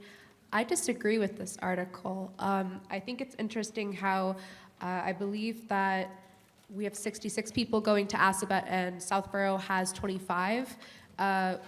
Southborough is a significantly richer area code, as we can all agree, and they are contributing the least amount of income towards Assabet, as well as something I wanted to touch on, as someone mentioned that a lot of the percentage of people that come to Assabet through Northborough are special needs, special education. And I think that's interesting because the fact that I don't think our infrastructure here in Northborough supports people with special needs or special education, which is why we have to invest money outwards. And that should not be our plan in Northborough, that we put money into a system that is great. It's great that we have shops. There's not a hierarchy in people who work as a welder versus people who get their BA. I'm autistic and I have my BA. But I don't think we should set up people with special needs who are autistic, who have ADHD, to say, okay, you're those things, so we're gonna set you up to go work in welding or to work in shop because that's what we think that you can only do. And if we do that and we invest in those people's futures, then we're not really supplying them with all of their options. And so, but when you look at the actual Assabet population, only 20% of people have disabilities, which I believe is a similar number to Algonquin, if I'm correct. So I really don't agree with the fact that we're investing this much money when, again, our counterpart, Southborough, is investing less than half, and they have way more money than we do. As well as, if we're not investing the same kind of curriculum, if we're not investing the same kind of programs and protocols in our own town, why are we expending that to some other place where we're just shipping off people who maybe have disabilities or maybe learn differently? That's all. Thank you. Any other discussion or debate on Article 8? Yes, please. Courtney Jones, 221 Ball Street. So I just want to speak about the special education. So I have a child that goes to Assabet, and he has multiple diagnoses, and it isn't necessarily that we ship kids off to Assabet. It's an opportunity. You have to fill out an application, you have to go through an interview process, and then on top of that, it's a lottery, and there's a waiting list to get in. It's a wonderful, wonderful place. So I'm in total support of this article, and I really hope it passes. Thank you. Yes, please. Oh, my turn. Hi, Heather Bear, 6 Coolidge Circle. I just wanted to address this in the sense that, as the previous speaker mentioned, I do have 2 children with a myriad of diagnoses and are considered complex learners. And Northborough at times struggles to provide appropriate services for them. One thing that gives me pause in regards to this vote is looking at the actual slots that are available. And I hope I'm wrong, but I did watch the entire lottery with bated breath. I believe Northborough has 18. I don't remember the exact number. I may have blocked it out. But there's a limited amount of slots. There is a waiting list. As someone has mentioned, it is very difficult to get into the tech school. But looking at what options are there for learners, whether neurotypical or neurodiverse or whatever, without the labels, where Algonquin is not meeting those needs and access to Assabet is not available. There are parents that are needing to pull their children out of district and pay private school tuition, or, find family members that may live in another technical school sending district. And I think that there is a lot of question, and I know there has been a large amount of discussion about this, especially when we look at learners in 8th grade rising to 9th grade that have been impacted by the effects of the pandemic, and their social emotional learning has been stunted as well. So I would like people to take that into account as they consider this vote. I think that the programming provided at Assabet is incredible. However, I wish that, if anything, we were taking a vote to increase, the availability for our students in Northborough. So, thank you. Any other discussion, debate? Okay.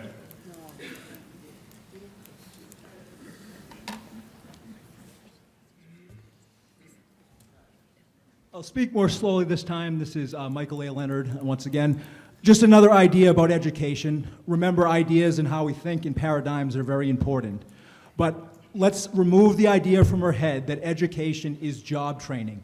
Let's remove that. We're not robots. We're not preparing the kids for something. We're building kids' ability to creatively think And in that case, that makes them better, more free citizens and more productive than just training them for a certain job. So there's a million ways we can think about special education, and each kid is unique and creative, okay? But let's just remove that idea from our head, okay? Education is not job training. That is a fallacy of the last 50 years of education due to the rise of the financial and corporate economy.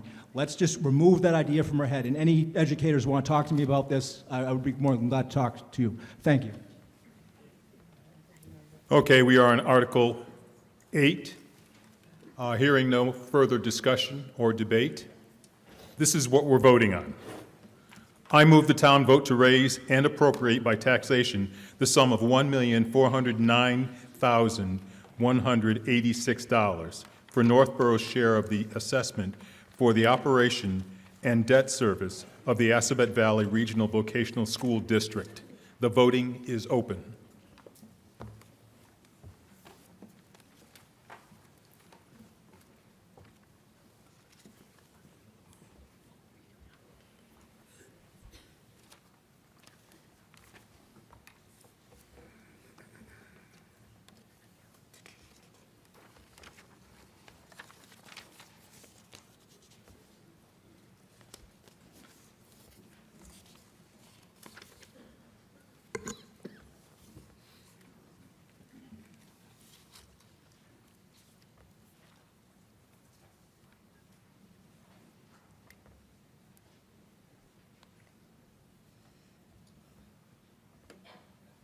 Okay, 5 more seconds.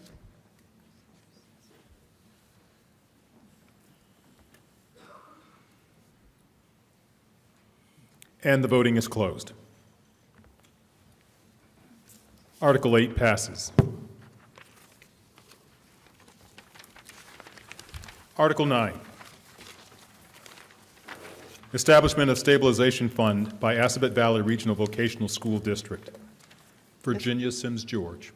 Mr. Moderator, I move the town vote to approve the Assabet Valley Regional Vocational Technical School Committee's vote on January 9, 2024, to establish a stabilization fund for the Assabet Valley Regional Vocational Technical School District pursuant to Section 16G, a half of Chapter 71 of the Massachusetts General Laws.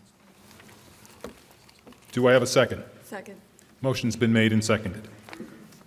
Superintendent Houle?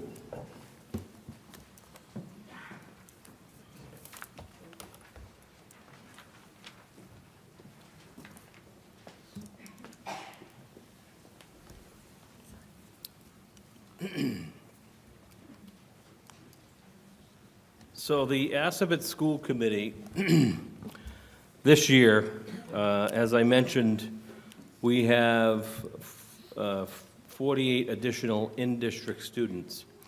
The school committee has taken upon themselves to present this stabilization article as a preemptive way and proactive way in order for the district to secure a capital fund that would go on from year to year based on the requirements of what Mass General Law 71, Section 16G and a half allow. The purpose of this fund is that in the past 50 years of existence that Assabet has been in play, and this may actually answer a few of the questions or comments that were made just a few minutes ago, Assabet has never had a completely full class of freshmen that were all in district. When I started at Assabet in 2015, we would probably get about 167, 169 applications of freshmen from our in-district communities.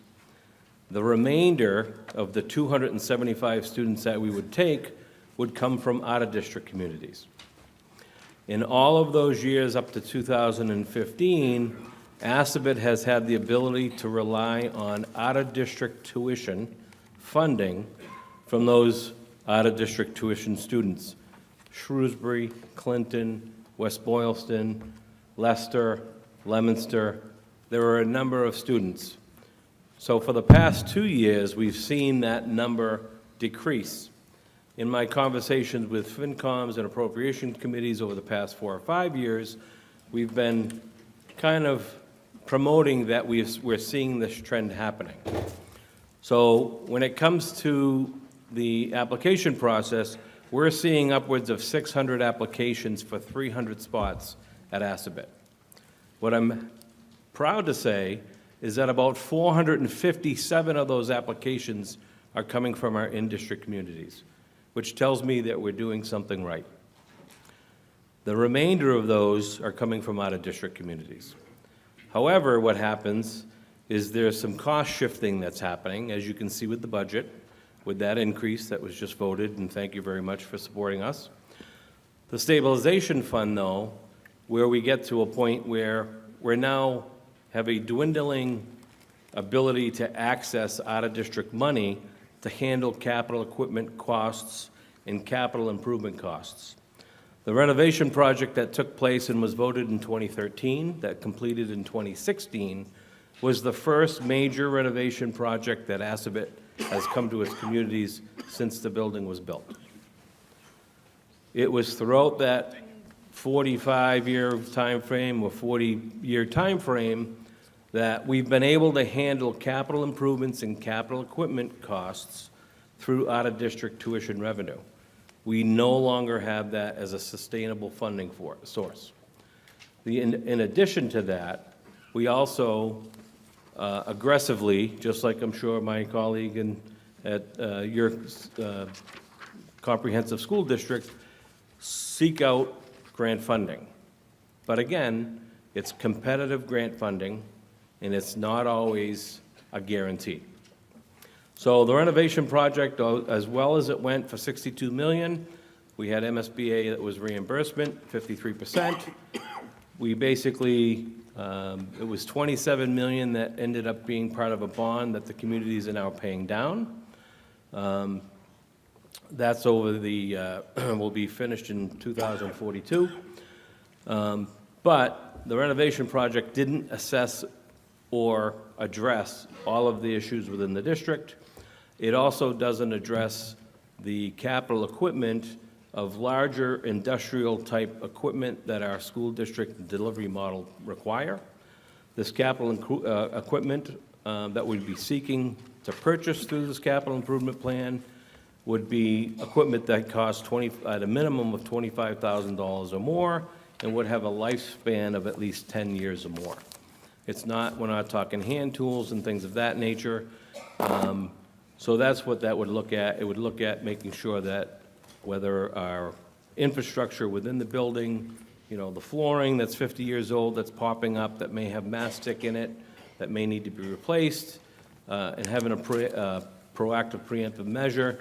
We're also making sure that if there was anything catastrophic or life safety that would have to happen, that we don't have to come back to the communities with all of a sudden this bill for $500,000, $600,000 because this thing just happened.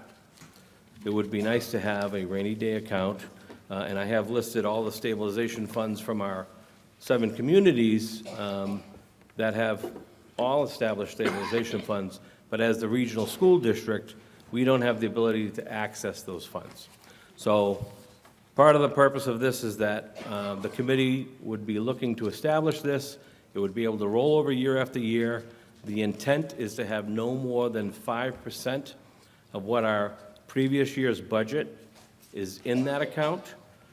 So for example, if we had a $25 million budget, the total in that account that we'd be looking at a max would be a $1.25 million. Obviously, that's not getting assessed in a one-year shot.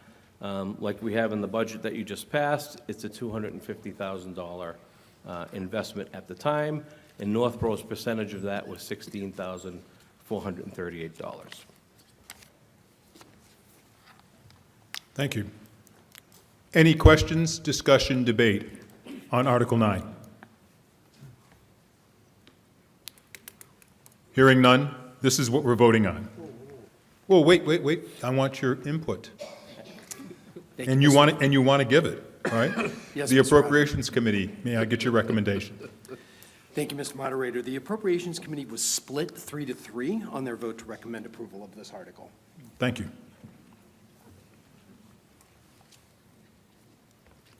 Okay, for Article 9, this is what we're voting on. I move the town vote to approve the Assabet Valley Regional Vocational Technical School Committee's vote on January 9, 2024, to establish a stabilization fund for the Assabet Valley Regional Vocational Technical School District pursuant to Section 16G and a half of Chapter 71 of the Massachusetts General Laws. This is a majority vote, and the vote has been opened.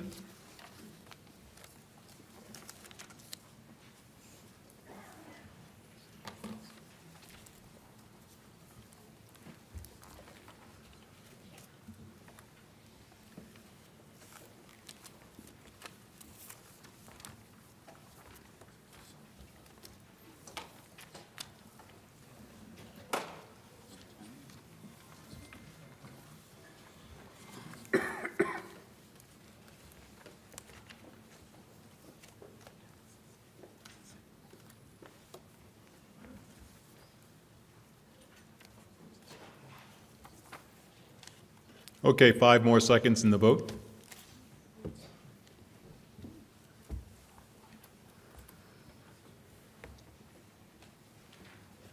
And the vote is closed. Article 9 passes. Article 10, revolving funds authorization of expenditure limits. Chairman Cohen, please. Good evening, everyone. Mitch Cohen, Chair of the Northborough Select Board. Mr. Moderator, I move the town vote to authorize revolving fund annual expenditure limits for fiscal year 2025 as shown in the table in the warrant and the warrant supplement distributed at this town meeting. May I have a second? Okay. Motion has been made and seconded, and the presentation will be by Jason Little, our Financial Director.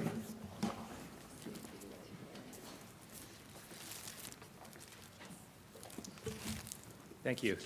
The town is authorized to have what are called revolving funds, and what those are certain departments will have a fund whereby they charge a user fee for a voluntary service, and the fees from that service go into a fund, and the department is allowed to expend those funds without further appropriation. These funds are promulgated by bylaws, and this could be viewed as a housekeeping article. And there's, in total, I should go back up and say there's 7 of these funds, and they're located on page 10 of the warrant book. Thank you. May I hear from the Appropriations Committee on Article 10, please? Mr. Moderator, the Appropriations Committee unanimously recommends approval of this article. Thank you. Any questions, discussion, or debate on Article 10?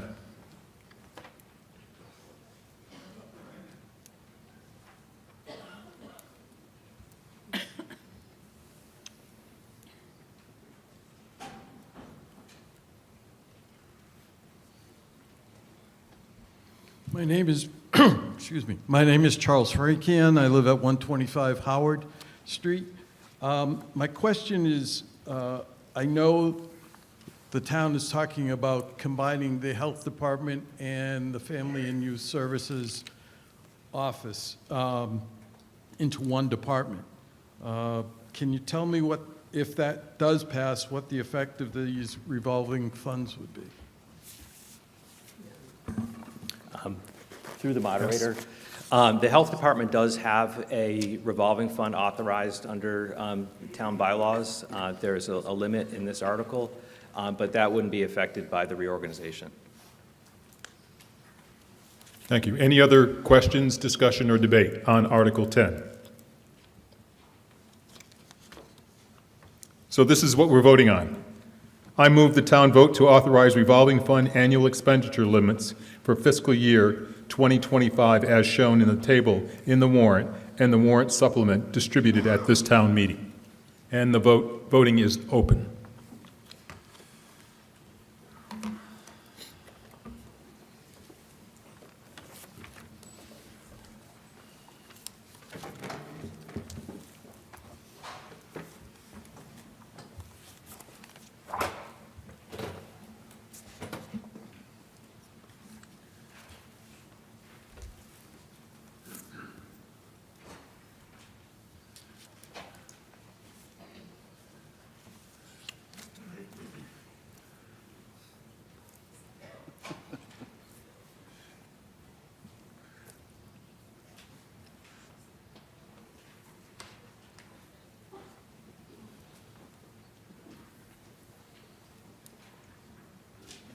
Okay, voting will close in 5 seconds.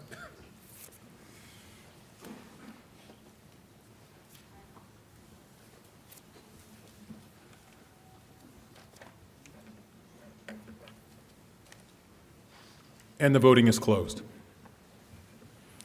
Article 10 passes.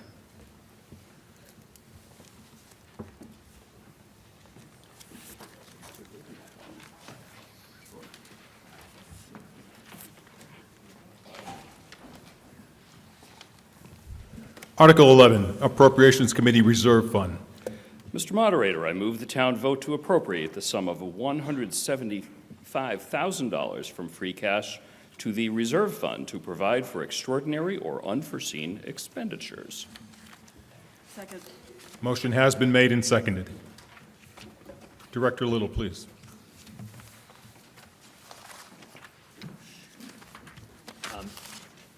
Annually, an article is put before you to vote on a reserve fund for the Appropriations Committee. The Appropriations Committee Reserve Fund is a remedy for if a department has extraordinary or unforeseen expenses. Having this fund and this mechanism is a remedy for avoiding unforeseen and unneeded special town meetings. Generally, this fund is used to cover additional snow and ice expenses at the end of the year so that the deficit from snow and ice isn't carried forward to the following year. Thank you. May I hear from Appropriations, please? Mr. Moderator, the Appropriations Committee unanimously recommended approval of this article. Thank you. Any questions, discussion, or debate on Article 11? Hearing none, this is what we're voting on. We have one. I'm Rüdiger Volk, 137 East Main Street. Just a small comment only. If I have here the audience in front of me, can we change the terms free cash into another term? Because that makes the voter, I think, more aware that this is tax money. Thank you. Director Little, are you clear on that? Through the moderator, I'm not sure I understood the question. Okay.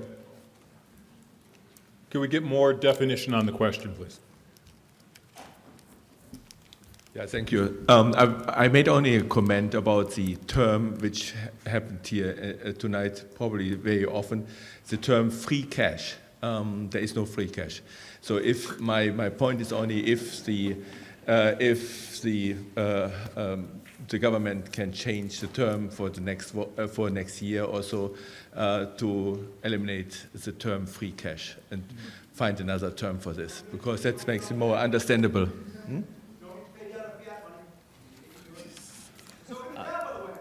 All right, you have been recognized. You have to come to the microphone if you are going to comment, okay? Director Little. Through the moderator, free cash is a definition that's determined by the state, and I don't believe that it would be practical for us to change the terminology. It's required on our state reports and so forth. So it's not one that we've defined locally here. It's something that's used throughout the Commonwealth. Any other discussion, questions, debate? Hearing none, this is what we're voting on for Article 11. I move the town vote to appropriate the sum of $175,000 from free cash to the reserve fund to provide for extraordinary or unforeseen expenditures. And the voting is open.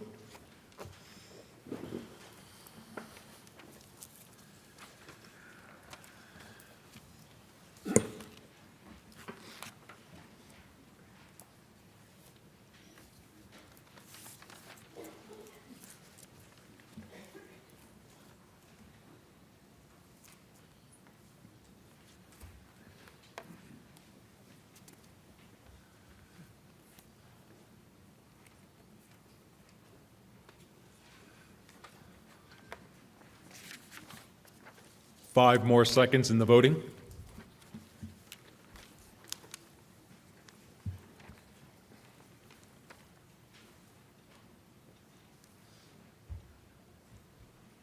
And the voting is closed. Article 11 passes. Article 12, adoption of provisions of building rental fund for 4 West Main Street. Chair Cohen. Moderator, if you can indulge me for a brief moment, the conclusion of the last article essentially concludes the first phase of what I look at as our town meeting articles, where most of our annual town meeting appropriations and other issues have now been resolved, and that's a really good step in the town meeting. And I want to particularly thank 2 members who have spoken a number of times already this evening, our new town administrator, Tim McInerney, and our town finance director, Jason Little. Town budget process usually begins in September or October, and it certainly is full steam into November. As many of you know, we had no town administrator at that time. We also had no finance director because Jason briefly entered the waters of working for another town. Luckily, by the second week of December, we had hired Tim McInerney, and he convinced Jason to come back to Northborough, and we were able to put together the budget in much less time. So I want to thank the 2 of them for working very, very hard, as well as all of our staff who I see up towards the front, to get to where we are today. So thank you, everyone.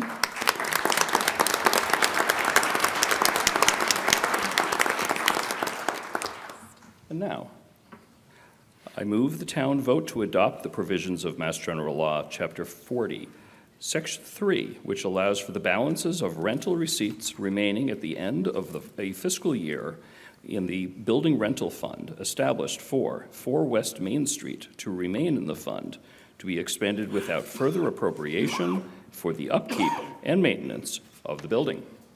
Second. Motion has been made and seconded.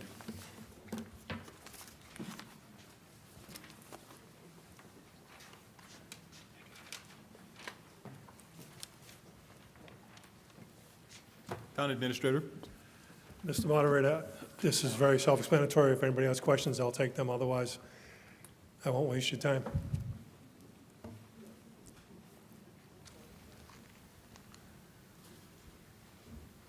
Mr. Moderator? Yes. Jacob Jones, 106 Green Street. I do support Article 12 with the comment that I'm generally against the town being a landlord, whether commercial or residential. So I would encourage the town eventually to dispose of any property that it wishes to be a landlord for, because I don't think that's the best use of town resources. We are where we are with this property, so I support this article and spending the money we're getting for it for these purposes, but I'm against us being a landlord in general. Thank you. Yes, over here. David Fournier, 283 Davis Street. If we adopt Chapter 40, Section 3 for Article 12, will we also adopt it for Articles 33, 34, and 35? Thank you. If you may. I have to look at what those articles are. I don't know them by heart, but it would be. Thanks. So this is in regard for rental income. So you're asking us to approve rental income for the roofs of the 3 schools for solar panel installation. So the question is, if we adopt this for that purpose, do we also adopt it for those 3 articles? Thank you. No, you would not adopt them for the same. It's a separate power purchase agreement made with the schools and a vendor for providing solar panels. So it would not be the same. May I ask the Appropriations Committee to weigh in on Article 12? Mr. Moderator, the Appropriations Committee unanimously recommends approval of this article. Thank you. Any other discussions, questions, or debate on Article 12?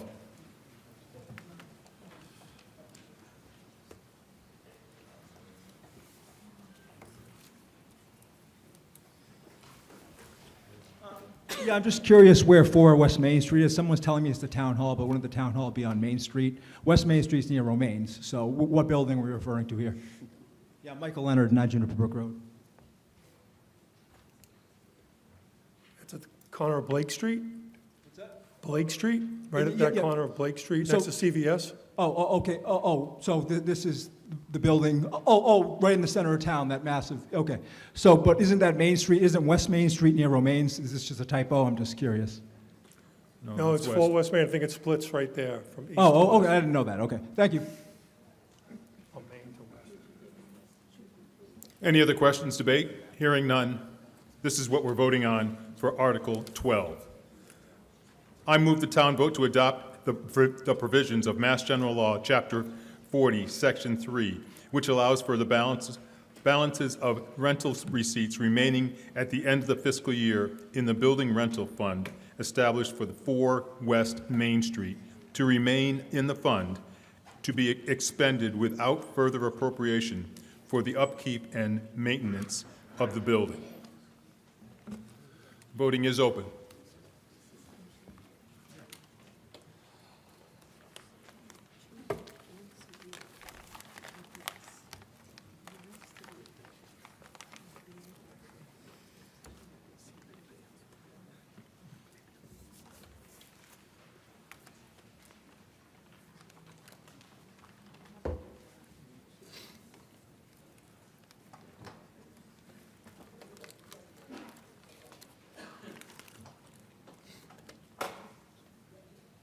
Five more seconds on the voting.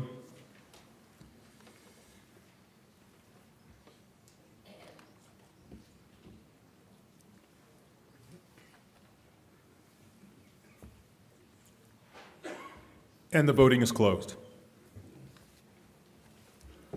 Article 12 passes.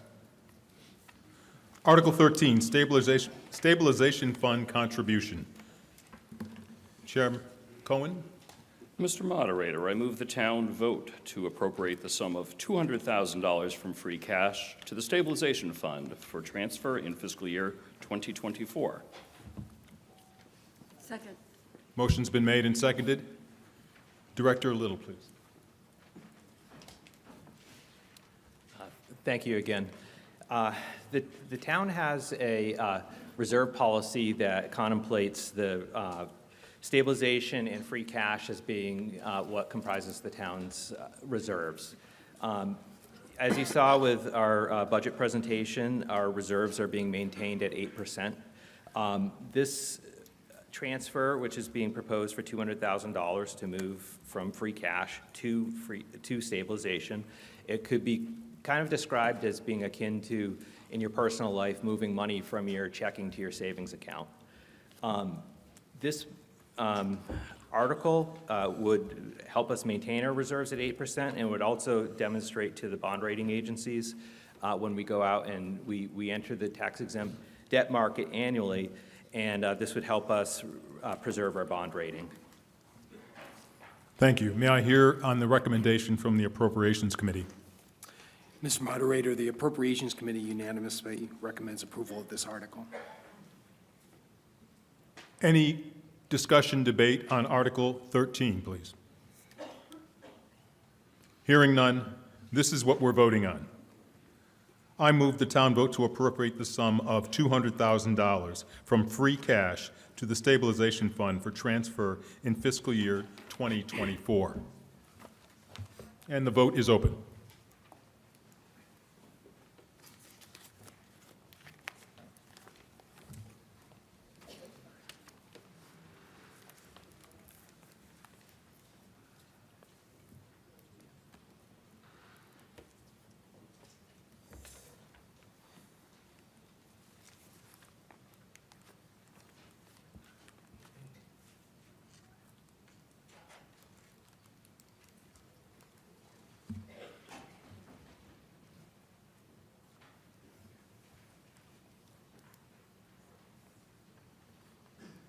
Okay, 5 more seconds on the vote.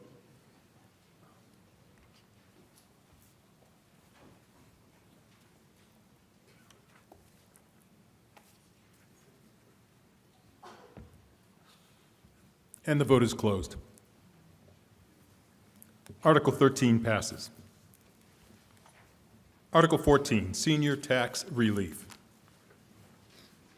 Mr. Moderator, I move the town vote to accept Section 5C.5 of Chapter 59 of the Massachusetts General Laws for the purpose of allowing a real estate tax exemption up to 100% for all persons who qualify for property tax exemptions under the clauses listed on the first paragraph of Section 5 of Chapter 59 and to increase the maximum qualifying gross receipts that seniors, persons 65 or older, may have in the prior calendar year to be eligible to defer property taxes under Massachusetts General Laws, Chapter 59, Section 5, Clause 41A, to $69,000, and to adjust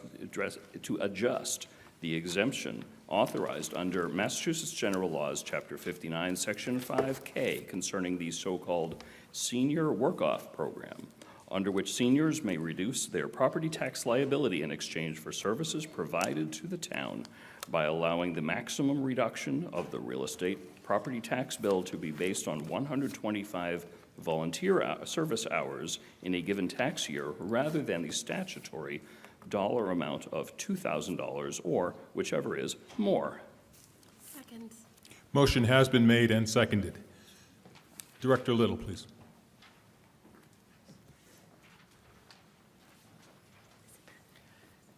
All right, thank you. This table here, I know it's not legible, but I put it up here just for the purposes of displaying that there's various senior tax exemptions that are available to people with disabilities and elderly and veterans and disabled folks. This list of exemptions and property tax relief programs can be accessed from the assessor's webpage. And what we're talking about tonight is altering some of these programs to maximize them. A couple years ago, the mandate was given to the finance department and the outreach departments to research and look into any available legislative ability to give tax relief to residents. And the result of that was an article last year. There's likely going to be an article every year that adjusts some of the limits that are available to people under these programs. So annually, there will likely be an article for this. Last year, these are the three elements. If you notice, the motion was fairly long because there's three proposed elements to this. There's one that's going to double exemptions or potentially double some exemptions, change the tax deferral income limits, and alter some of the work-off program criteria.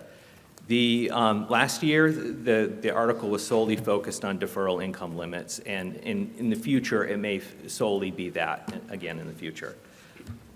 So under Article 14, the doubling exemptions is pursuant to Chapter 59, Section 5C.5. So it allows the exemptions that were listed on that first page in that table to effectively be doubled with certain caveats. They will not be doubled in the first year. There's a unique calculation that has to happen through each one of them. So they won't automatically be, for each taxpayer, be doubled.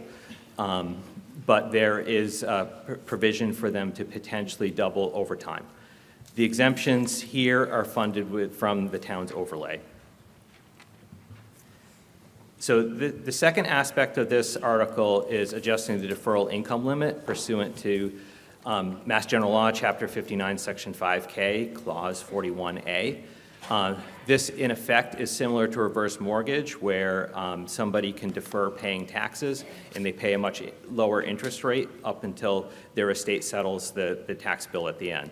So this aspect of this article is intended to increase the income limits available to folks to the maximum that's allowed by law, which is the senior circuit breaker. And then the third aspect of this is adopting a local option voted on by that would require town meeting vote to increase the individual limit that people can participate in this program for to 125 hours or $2,000, whichever is more. Thank you. May I hear from the Select Board with their recommendation on Article 14? The Select Board is always looking for ways to offset the tax impact to seniors, and we do everything we can to find all available laws where we can adopt. So as Jason said, I expect that annually, as the state gives us more tools and adjusts the income limits, we will do the same, and therefore recommends article approval. Thank you. And may I hear from the Appropriations Committee, please? Yes, Ms. Moderator, the Appropriations Committee unanimously recommends approval of the article. Okay. Any questions, debate, or discussion on Article 14? Hearing none, this is what we're voting on. I move the town vote to accept Sections 5C and a half of Chapter 59 of the Massachusetts General Laws for the purpose of allowing real estate tax exemption up to 100% for all persons who qualify for property tax exemptions under clauses listed in the first paragraph of Section 5 of Chapter 59, and to increase the maximum qualifying gross receipts that seniors, persons 65 or older, may have in the prior calendar year to be eligible to defer property taxes under Massachusetts General Law, Chapter 59, Section 5, Clause 41A, to $69,000, and to adjust the exemption authorized under Massachusetts General Laws, Chapter 59, Section 5K, concerning the so-called Senior Work-Off Program, under which seniors may reduce their property tax liability in exchange for services provided to the town by allowing the maximum reduction of the real estate property tax bill to be based on 125 volunteer service hours in a given tax year, rather than the statutory dollar amount of $2,000, or whichever is more. I see that the voting is in, and you all have been busy while I was reading.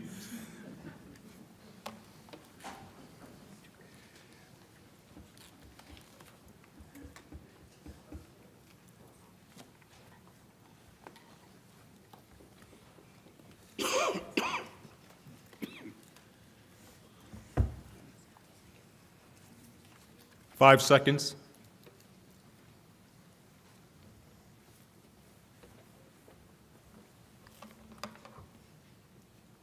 And the voting is closed.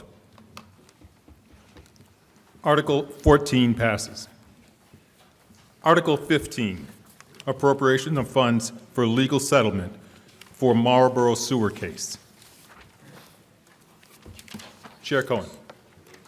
I'll be reading from the blue insert in the packet that you received on your way in.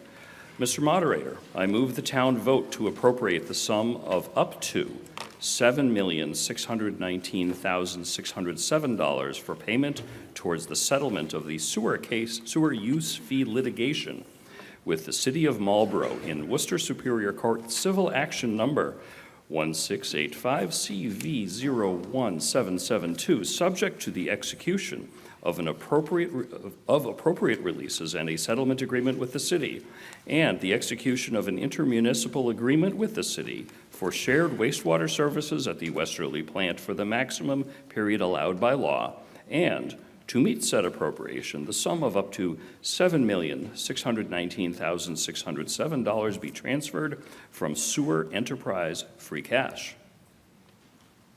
Second. Is there a second? Second. Administrator McInerney, please.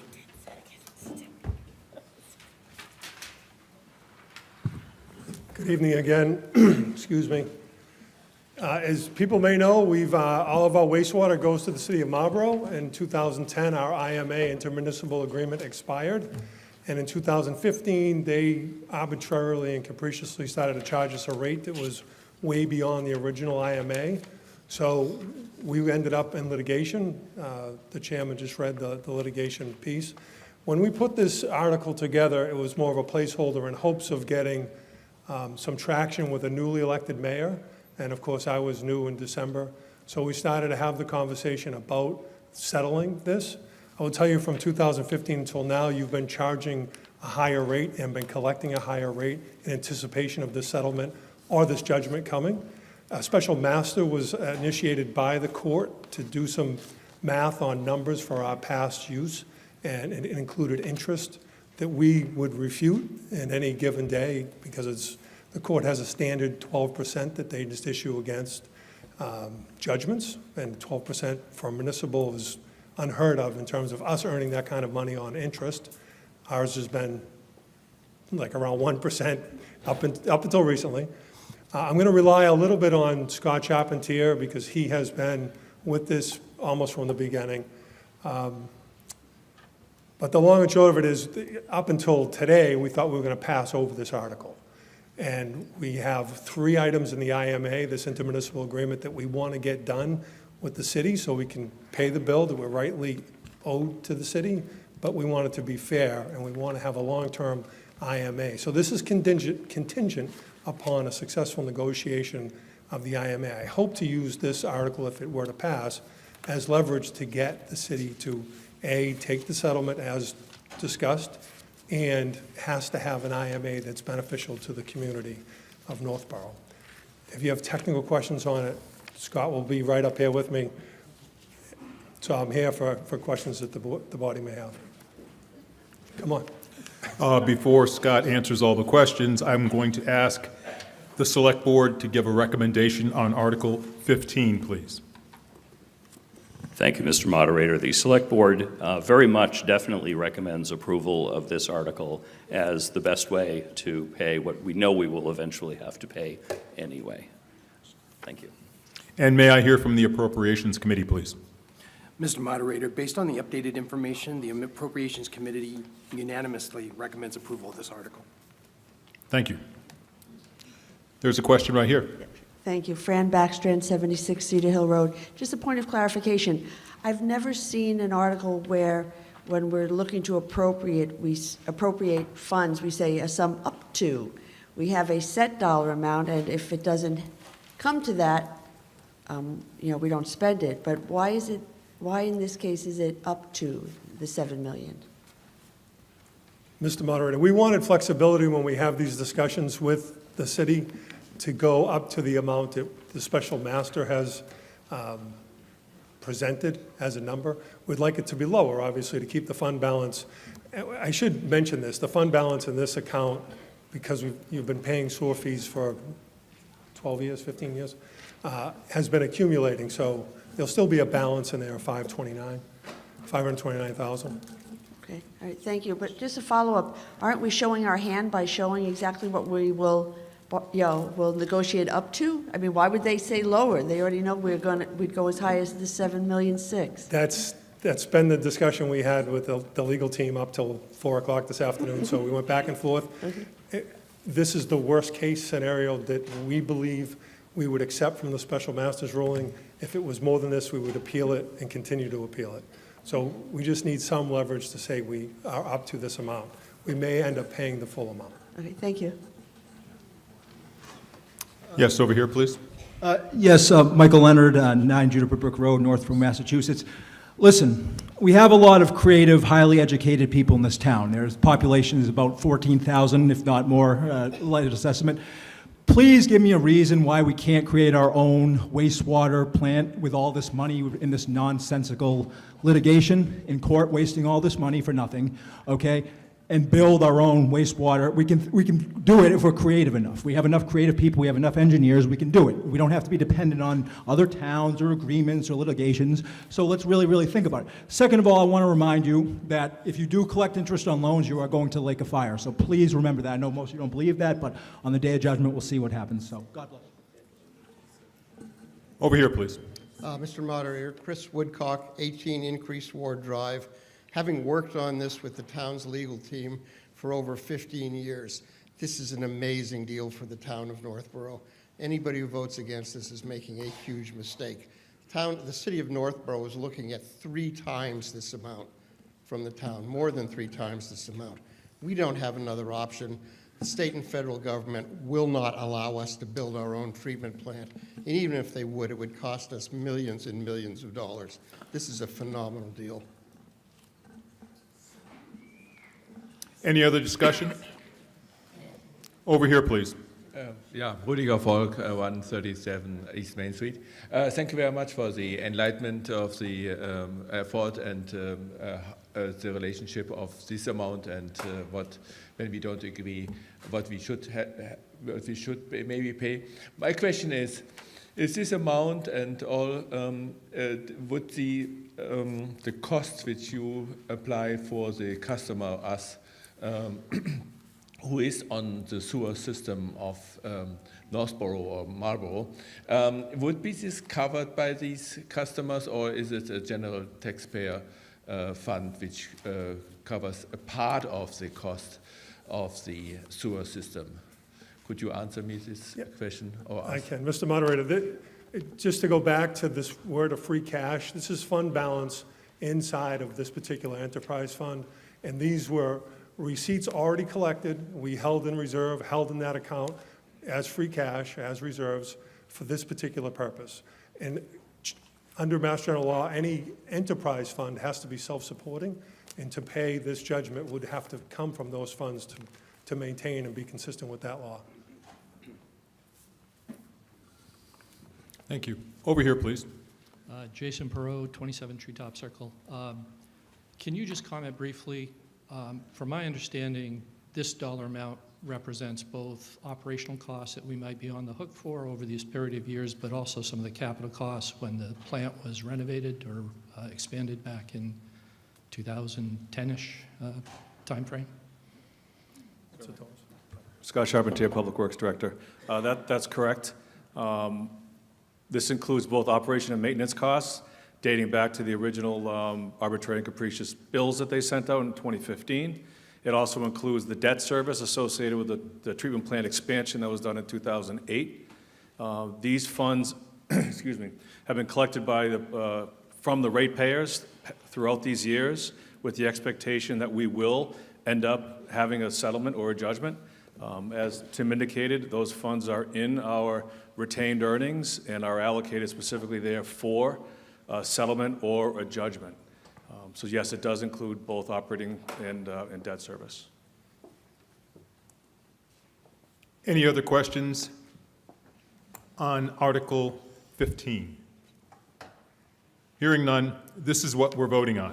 I move the town vote to appropriate the sum of $7,619,607 for payment toward the settlement of the sewer use fee litigation with the City of Marlborough in Worcester Superior Court, Civil Action Number 1685CV01772, subject to the execution of appropriate releases, a settlement agreement with the city, and the execution of an intermunicipal agreement with the city for shared wastewater services at the Westerly plant for the maximum period allowed by law, and to meet said appropriations, the sum of $7,619,607 be transferred from sewer enterprise free cash. The vote is open.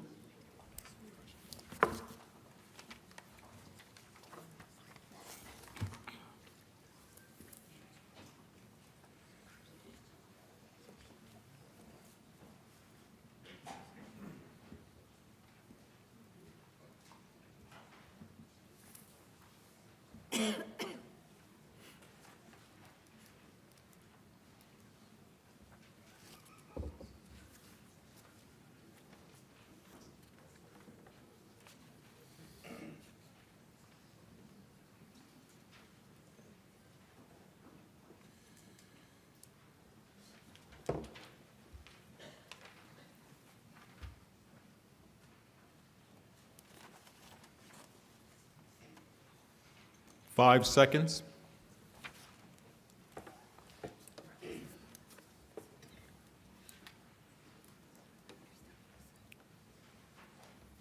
And the vote is closed. Article 15 passes. Thank you.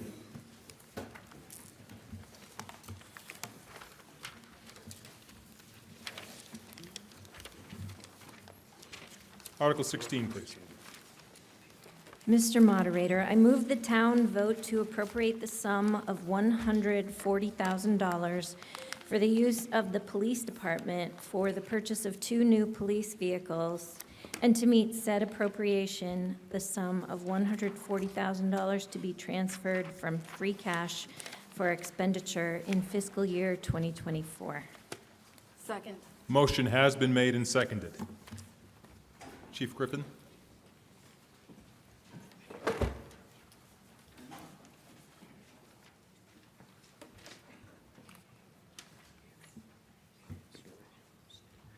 Thank you, Mr. Moderator. Good evening, everybody. I'm Brian Griffin, and it's my honor to be your police chief. And it's also an honor to follow the sewer discussion.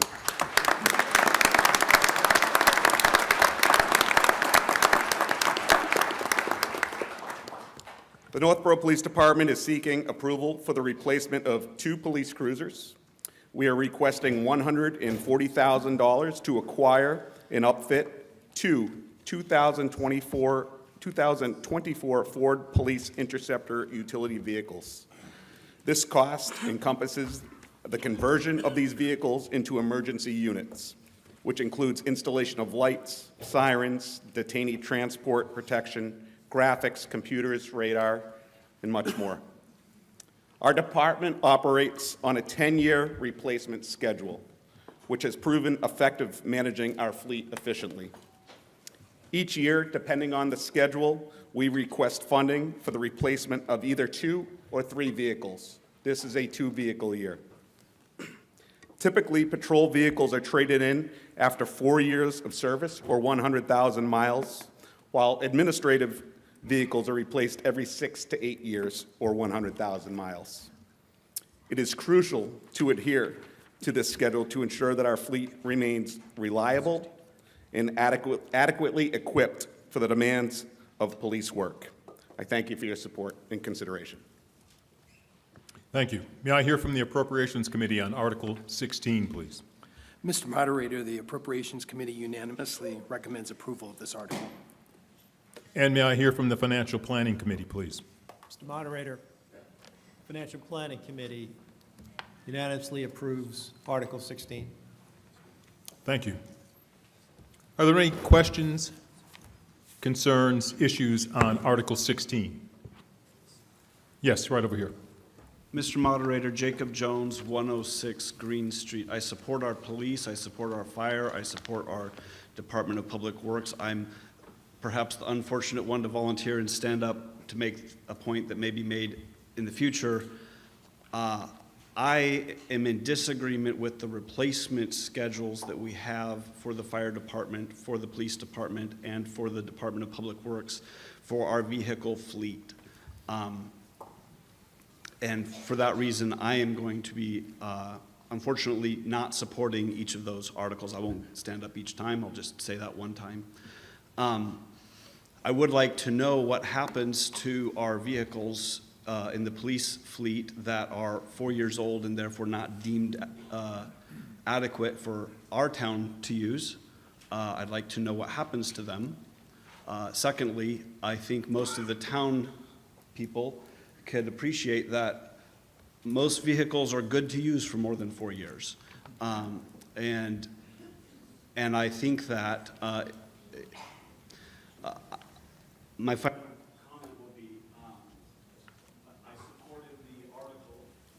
I'm sorry. I don't know if this is my... Yeah, they're working on it. I'll try to talk loudly. There you go. I supported the article to assist the tax burden on our over 65 residents, but doing so also unfortunately increases the tax burden naturally on those who aren't over 65. Some of which can't be here because as a result of sometimes being younger, you've got children at home. My wife isn't here, can't vote because, amen, we got children at home. And so nothing against those who can come here. I'm glad we're all here.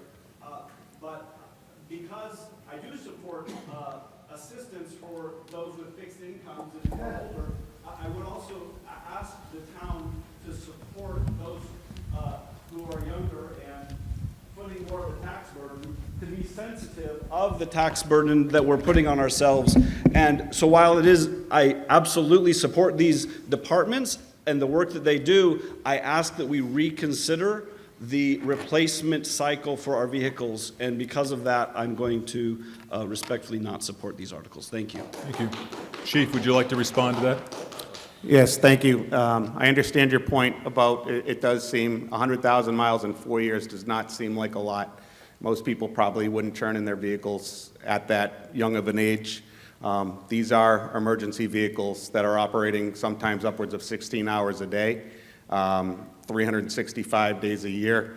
These vehicles take a lot of beating, and our officers drive very carefully, but just the general everyday driving around in all different climates, we feel, and studies have shown that at that lifespan for an emergency vehicle, it's the appropriate time to turn it in. They say with the idle time, now we might be operating at 16 hours a day in one vehicle, and that's, there's a lot of idle time on those engines, which they say adds about 30% to your mileage, so added to about 130,000. At that point, we're starting to see mechanical issues breaking down. There's a lot of wiring issues, and we feel, and my counterparts in neighboring towns, we feel it's best to start trading them in at that. We do trade them back into to the vendor who we buy them from. That's where they go. After that, I don't know where they go. I don't know who would want to buy an old police car. Some people do. But we do trade them in, and we get a small trade-in value for them. Thank you. Thank you. Over here, please. 60 Green Street. When we have these kinds of articles, I tend to look at this kind of, when I do and when I need to talk to any expert. If my car doesn't work right, I used to take it to DeWolf's down in town, and if he told me I needed a starter, I'd put a starter in it. If I go to the doctor, he tells me I need to take XYZ, generally I'm going to take it because they know more than we do. We're really lucky in this town that we have an excellent police department, fire department, public safety in general. They do a great job for us. In fact, I read recently that Northborough was apparently voted, or however they do it, as the safest town in Massachusetts. Okay.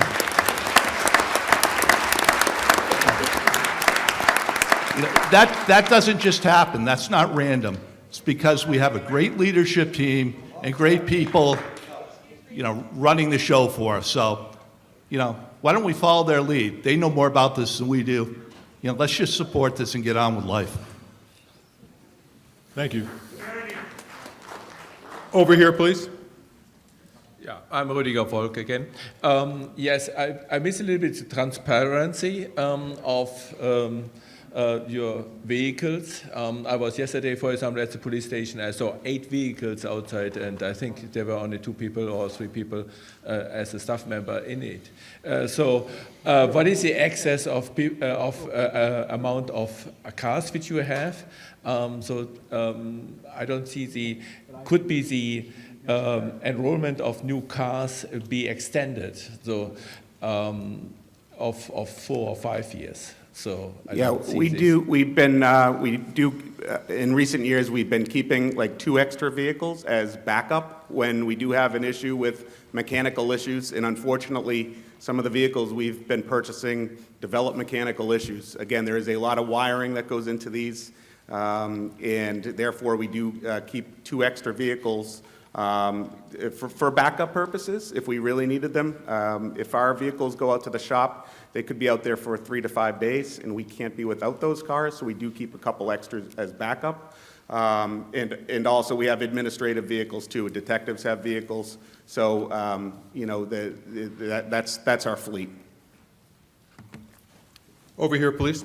Hi, Carter Brannon, 22 Sherland Drive. I was just curious if you had any more details on the kinds of vehicles that are being retired and the kinds of vehicles that you're looking to purchase. Yeah, it's a good question. Thank you. We're replacing a 2018 Ford Explorer, which is also known as a police interceptor utility. Most people would call it an Explorer, but what you see up here is called a police interceptor utility. Most people would call it an Explorer. It's just a little different than your average Explorer. It's pursuit rated. There's a few extra features. So we're trading in a 2018 with 106,000 miles and a 2019 Dodge Charger. As your new police chief, I'm getting away from Dodge Chargers and Chevy Tahoes. We're going to go with one uniform police car. We still may keep the Chevy Tahoes for administrative purposes and for our supervisor's vehicle, because those are the largest, and our supervisor vehicle operates as a command vehicle for major incidents. So going forward, you're going to see mostly these out on the streets. Currently, we have 4 hybrid vehicles, and those are the best. The officers love driving the hybrids. I'm hoping I can get hybrids if this gets approved. The unfortunate thing is everybody wants them right now, and the wait time is upwards of 1.5 years, I've been told. So these 2 purchases, I'm just being very transparent, may be gas. I'm all in favor of hybrid, and I would like to get them. It's just I cannot wait 1.5 years. And I'm also in discussion with National Grid's fleet program about electric. I don't see electric vehicles, electric police cars coming in the next year or 2, but I could see us using an electric vehicle for an administrative vehicle, and that's why I'm in discussion. I've had multiple meetings with National Grid. They have a program about that, and I'm all for bringing an electric vehicle to the police department. Thank you. Over on this aisle, please. Yes, Michael A. Leonard, 9 Juniper Brook Road. Brian, I love you very much. You were Mike. great to my late father. God bless you and everything you've done for me as a Little League baseball coach and football coach. You're a wonderful asset to this community. Thanks, Mike. I want to suggest a few things. Number one, okay, $140,000 for a police car for all electronics. I think a lot of this is government surveillance, to be quite honest. It's all this unnecessary compute. We need more details. No, I'm serious. Let's think about this. Okay, secondly, but yes, $140,000 could be going to building infrastructure, to building, this waste treatment plant, to having a bank. Instead of updating these police vehicles, Brian, let's go back to the old days when it was community policing, right? We don't need to militarize the police. We need to have good community policing, not just having all these expensive upgrades of technology. God knows what the government is doing with this stuff, but yeah, I don't trust any of these computers, this high-tech stuff. And secondly, there's non-entropic free energy. There's zero-point energy, and these engineers know that. We don't need to, we can power, if we're smart enough in our engineering people start thinking, about energy efficiency. But yeah, I don't trust where $140,000 for a vehicle, no way, no way. There's way more things that money can go to, but I recommend that you consider, because you're a great man, you grew up in the police department, but we go back to that community policing, the old school way, and that we don't have all these expensive upgrades. And it's just not the police department. We need the nice stuff for the schools, the nice stuff. We don't need any of this stuff. It's a waste of money. Let's invest this money in substantial things such as housing and infrastructure and watch the town transform entirely. Mr. Moderator, can I? Yes, Mike, certainly you may. thank you for the nice comments, Mike. And yep, thank you. I'm a firm believer of community policing, Mike, and you'll see my officers out there on foot walking around. Unfortunately, with the cost of many things, this is just what the cost is today. I gave the story to the committee behind me about my own family purchasing a minivan this year, and I was blown away as to the cost of a Honda Odyssey. You would have thought I was driving a Lamborghini. Unfortunately, it's just the cost of things today, but community policing, Mike, I'm a firm believer in. Thank you. Over here, please. Bilal Hamaidan, 15 Edmonds Way. Just had a question about the hybrids. You've been using them already. Have you noticed any, are they lasting longer, better mileage? Do you think they would change over the next couple of years the way you guys do your purchasing? Yeah, that's a great question, and they're still relatively new to us. I think our newest one is a 2002, I believe. So I think, towards the end of that lifetime, I'd like to see that. And we'll definitely analyze that. And as the gentleman suggested about our replacement schedule, if we see that these are lasting longer, then yeah, we won't be asking for those. We'll look at that when we look at the replacement schedule. But it's a great point, and it's just too early to tell because they're too new to us. But we love them. All right, thank you. Thank you. And over here, please. Hi, Jorge Ruiz, 268 Whitney Street. I'm just rising to support the 2 patrol vehicles for $140,000. That is the cost of the patrol vehicles, $70,000 apiece. This is their office. We should support our police. They drive these things 24 hours a day, 7 days a week. I would hope that they would be able to show up with 4 tires in a car. Think about sitting in a car for 8 hours, 16 hours. You would want it to be decent. This is what these officers who are doing the job do for us, and we should do for them. That's all. Thank you. Thank you.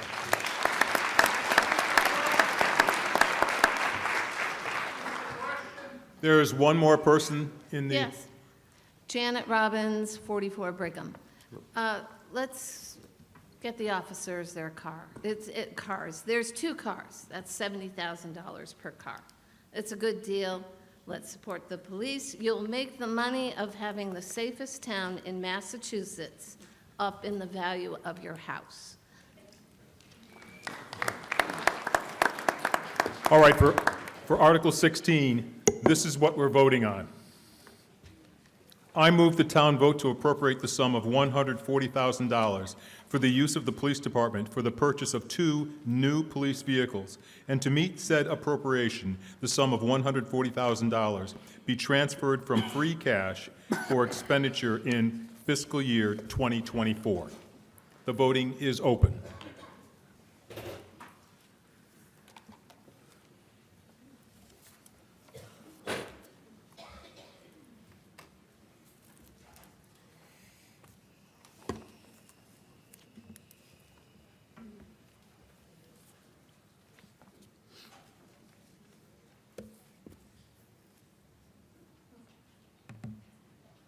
Okay, 5 seconds left.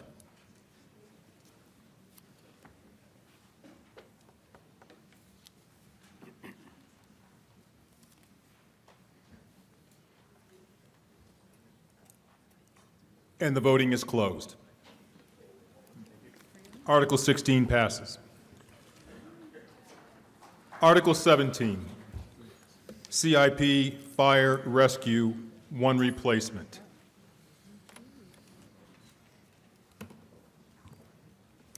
I move the town vote to appropriate $1,250,000 for the purchase of a new rescue truck for the fire department. And to meet this appropriation, $492,920 shall be transferred from free cash, $11,238 shall be transferred from premium reserve, and $745,842 shall be raised by borrowing in accordance with the provisions of Massachusetts General Laws, Chapter 44, Section 7(1), or any other enabling authority, and the treasurer, with the approval of the select board, shall be authorized to issue bonds or notes therefore. Second. Motion has been made and seconded. Presentation by Chief Parenti, please.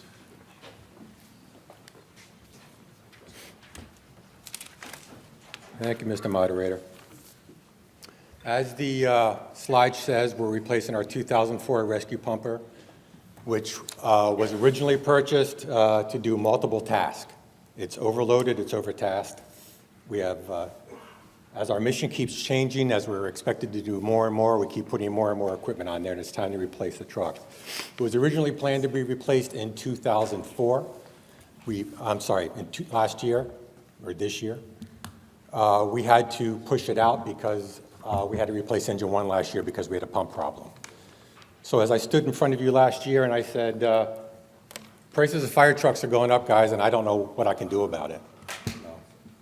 $1.25 million for a rescue. I also sat in front of you last year and said, you know, the other issue we're running into is how long it's taking us to get these fire trucks. And when we ordered engine 1, we were told maybe 24 months. We're now being told upwards of 48 months for the rescue. So that makes a truck that was supposed to be replaced in 2024 being replaced sometime in 29 or 30, depending on when it comes in.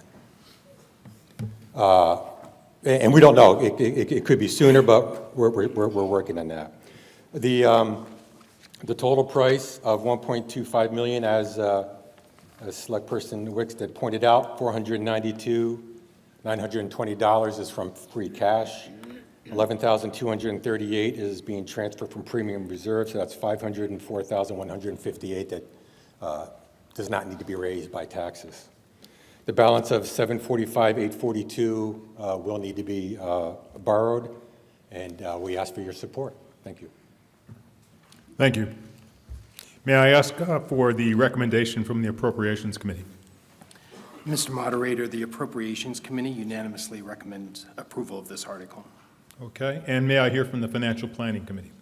Mr. Moderator, the Financial Planning Committee also unanimously recommends approving this Article 17.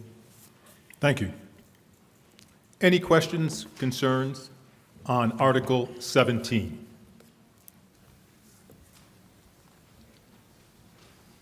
Yes. Yeah, my name is Rüdiger Volk again. The transparency is not very clear to me. The one thing is borrowing, so for how much percentage is it? You mentioned that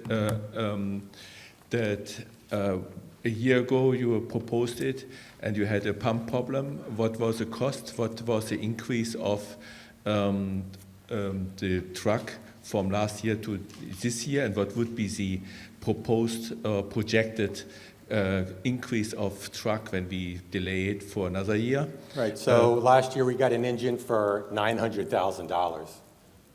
This year we're getting a rescue or asking for a rescue for $1.25 million. What the increase is going to be, I can't tell you. I can tell you that we keep being told by our suppliers that lock in your price as soon as you can, because every time EPA comes out with a change, the motor changes. When the motor changes, the engineering changes. When the engineering changes, the truck goes up by $50,000 to $100,000. Sorry for the next, another question is, did you reconsider or did you consider a renovation of the truck? Is this possible? And what would be the, if you trade this in, what cost would you get back? I mean, sorry, not cost, but what money would you get back when you trade this in at a So dealer as or so? far as a reno, no, we didn't. When you start renovating trucks that are 20 plus years old, it's sort of like when you own a house and you just say, I'm just going to replace one wall. Once you rip that wall open, what do you find?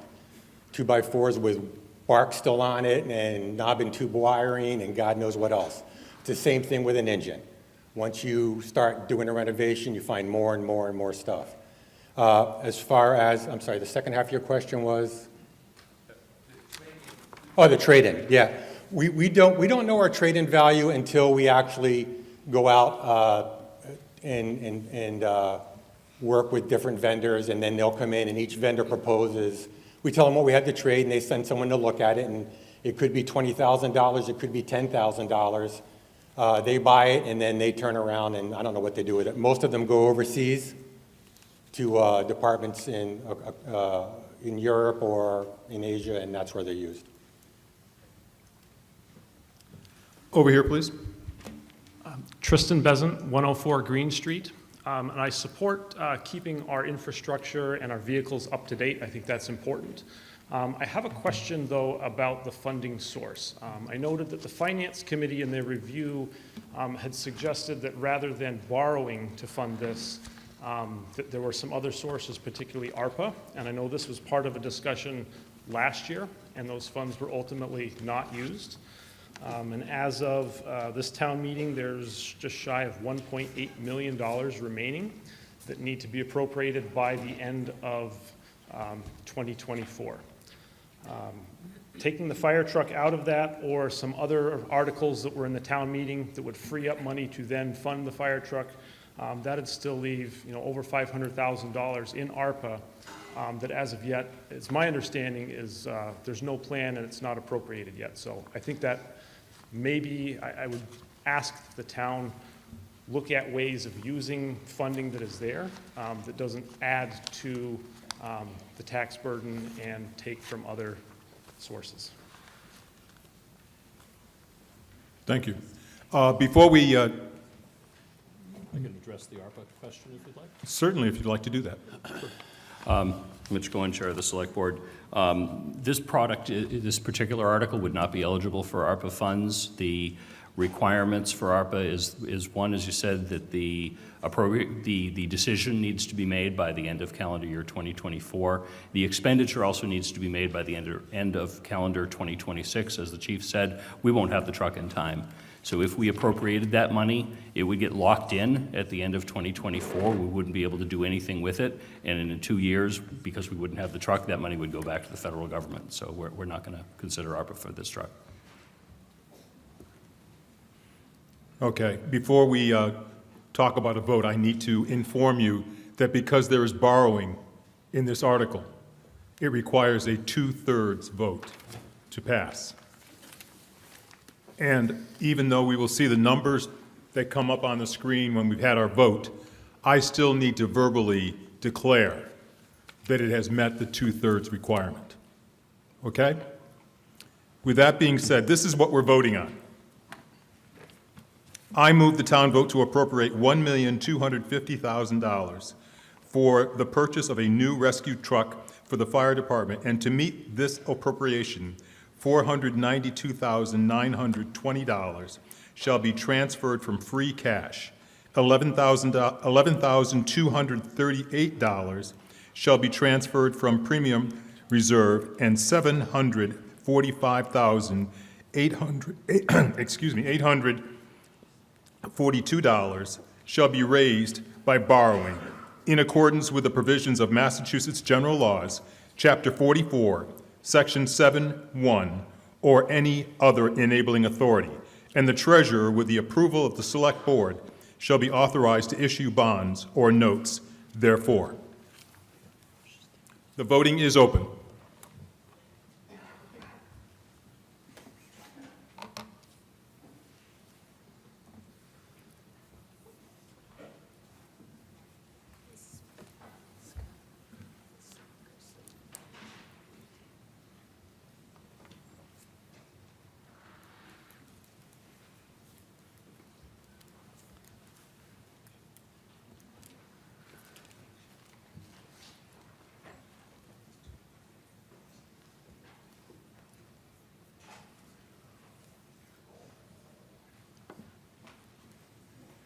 Okay, 5 more seconds.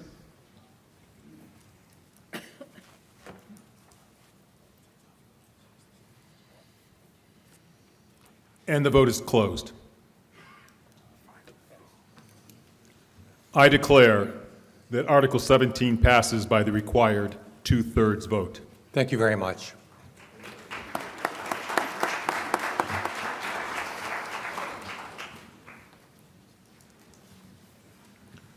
Article 18, CIP, DPW facilities, HVAC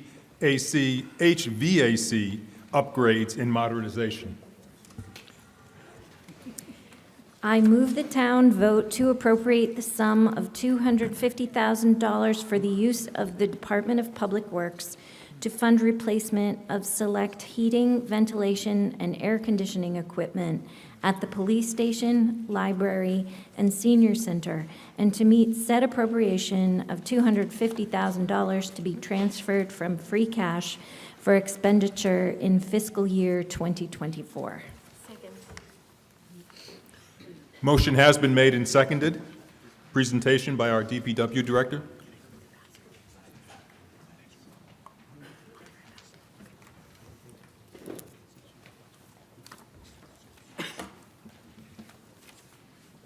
Thank you, Mr. Moderator. So this request is to fund replacement of aging HVAC equipment at the police station, library, and senior center. The request includes both the hard and soft costs associated with the projects. The recently completed facility condition assessment that we did for all of the town buildings identified a lot of needs. Several of them were HVAC related.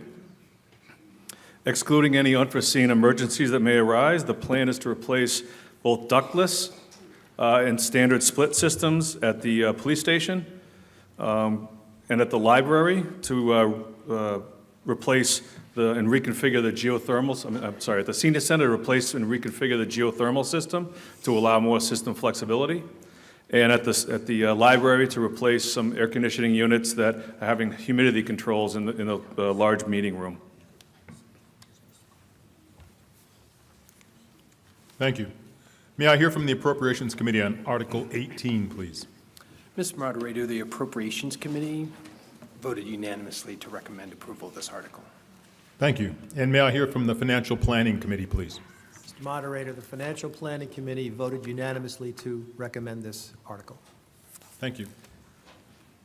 Any questions, concerns, matters of discussion on Article 18?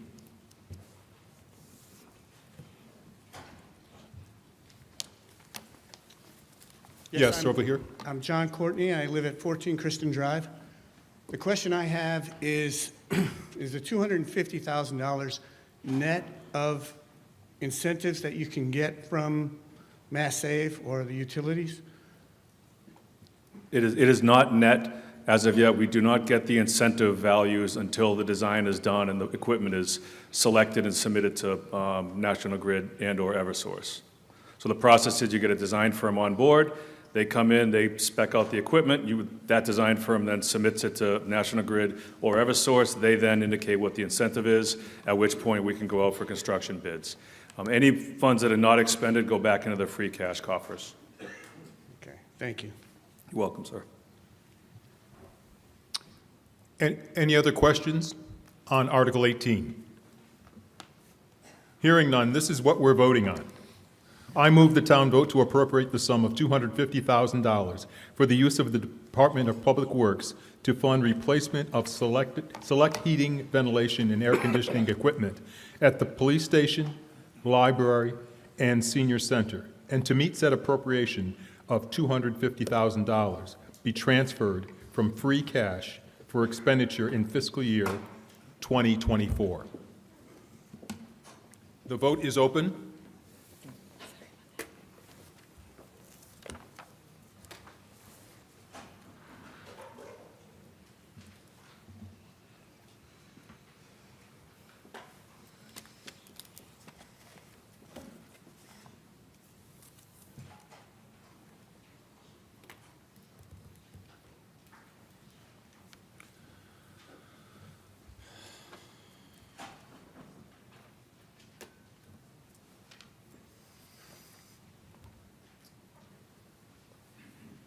Five more seconds.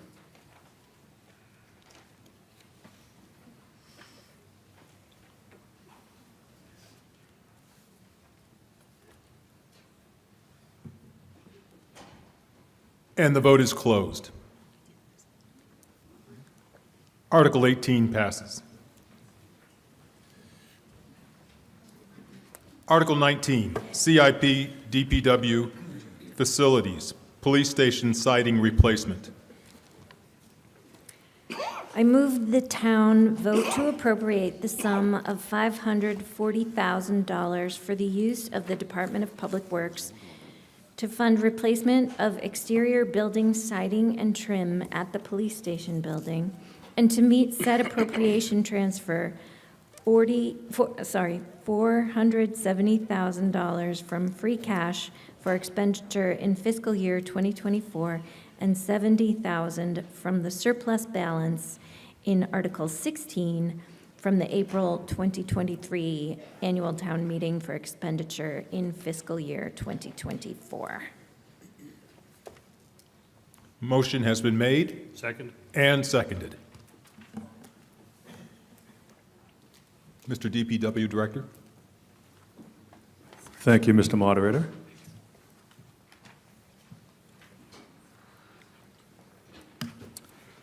So this request is to fund the removal of the existing siding and trim at the police station and to install new vapor barrier, siding, and trim. The town found out during a recent contractor visit, site visit, that the existing siding will not support paint. This is due to systemic nail protrusions that are resulted from rotted clapboard and cupping of the clapboard as well as the trim. Funding was approved last year, as you see, for $70,000 to paint the exterior. Those funds were, that request was based on an estimate provided by a painting company. The funds were allocated at town meeting. We went out there with a separate contractor to observe the conditions, indicating that they would not support paint. The next approach was to hire an architect and a professional cost estimator to come up with a cost to remove the clapboard and install new vapor barrier and new siding, either vinyl or clapboard, and new PVC trim. These funds will go toward both the soft costs as well as the hard costs for construction. Through engaging the architect and the cost estimator, put together a very detailed estimate. I know and understand $500,000 to side the police station sounds absurd. This is a prevailing wage project. This cost estimator provides professional services specifically to architects. I'm a civil engineer. Preparing an estimate for a building envelope is well outside of my area of expertise. This is directly in these persons' area of expertise. My hope, my goal and objective is that this project comes in well under. There are options through the public procurement process to have a base bid for what we believe would be the most cost-effective approach, which I think is a commercial-grade vinyl siding, and have a bid alternate, which would include potentially clapboard replacement, so it would be an in-kind improvement to the building envelope. So I'm happy to take all the questions you have. Before we take questions, I'd like to get the input from the Appropriations Committee. The Appropriations Committee unanimously recommends approval of this article. And may I hear from the Financial Planning Committee, please? Mr. Moderator, the Financial Planning Committee unanimously recommends approving this project. Thank you. Right in this aisle over here, please. Gib Chase, Juniper Brook Development. I move that we strike this article from further discussion tonight until we can devote the proper time and attention to evaluating it. As far as I know, this was a last-minute unsolicited work estimate that came in. And you're right, it's $470,000 over last year's paint job. And it was not sure who authorized this. It was only come to light here in the last couple of weeks. And for those of you who read the Community Advocate here just on Friday, you can get an idea of the frustration and the surprise and the questions that have all arisen out of this. We're not against fixing up the police station. Chief Griffin and the station will be taken care of. He knows that. I just don't think it was fair. This is an exorbitant price, an exaggerated price, and I don't know who gave the authority to go out and give it. I don't know how the Appropriations and Finance can even approve something like that, within days of an annual meeting. We're being asked here tonight to commit to a $540,000 reciting. There's no emergency. There's no safety issues here. The walls aren't falling in. The roof isn't caving in. There's no water seepage or black mold. The foundation's not crumbling. You do have to be careful when you walk by windows or stand because of bricks. But other than that, I'm just frustrated at knowing that, and I know that the select board up there has not gone through and fully, evaluated this. We've had no input, the residents. And Scott, it's a lot of money. And I think before this goes out to bid, you might say it's going to come in under that, but we're committing to $540,000. I don't think that's fair. So I'd like to have further meetings, and I'd like to have the select board. I know they're not all in favor of just throwing this out here tonight, even though that's what's happened. But we need to discuss this more. And Amen.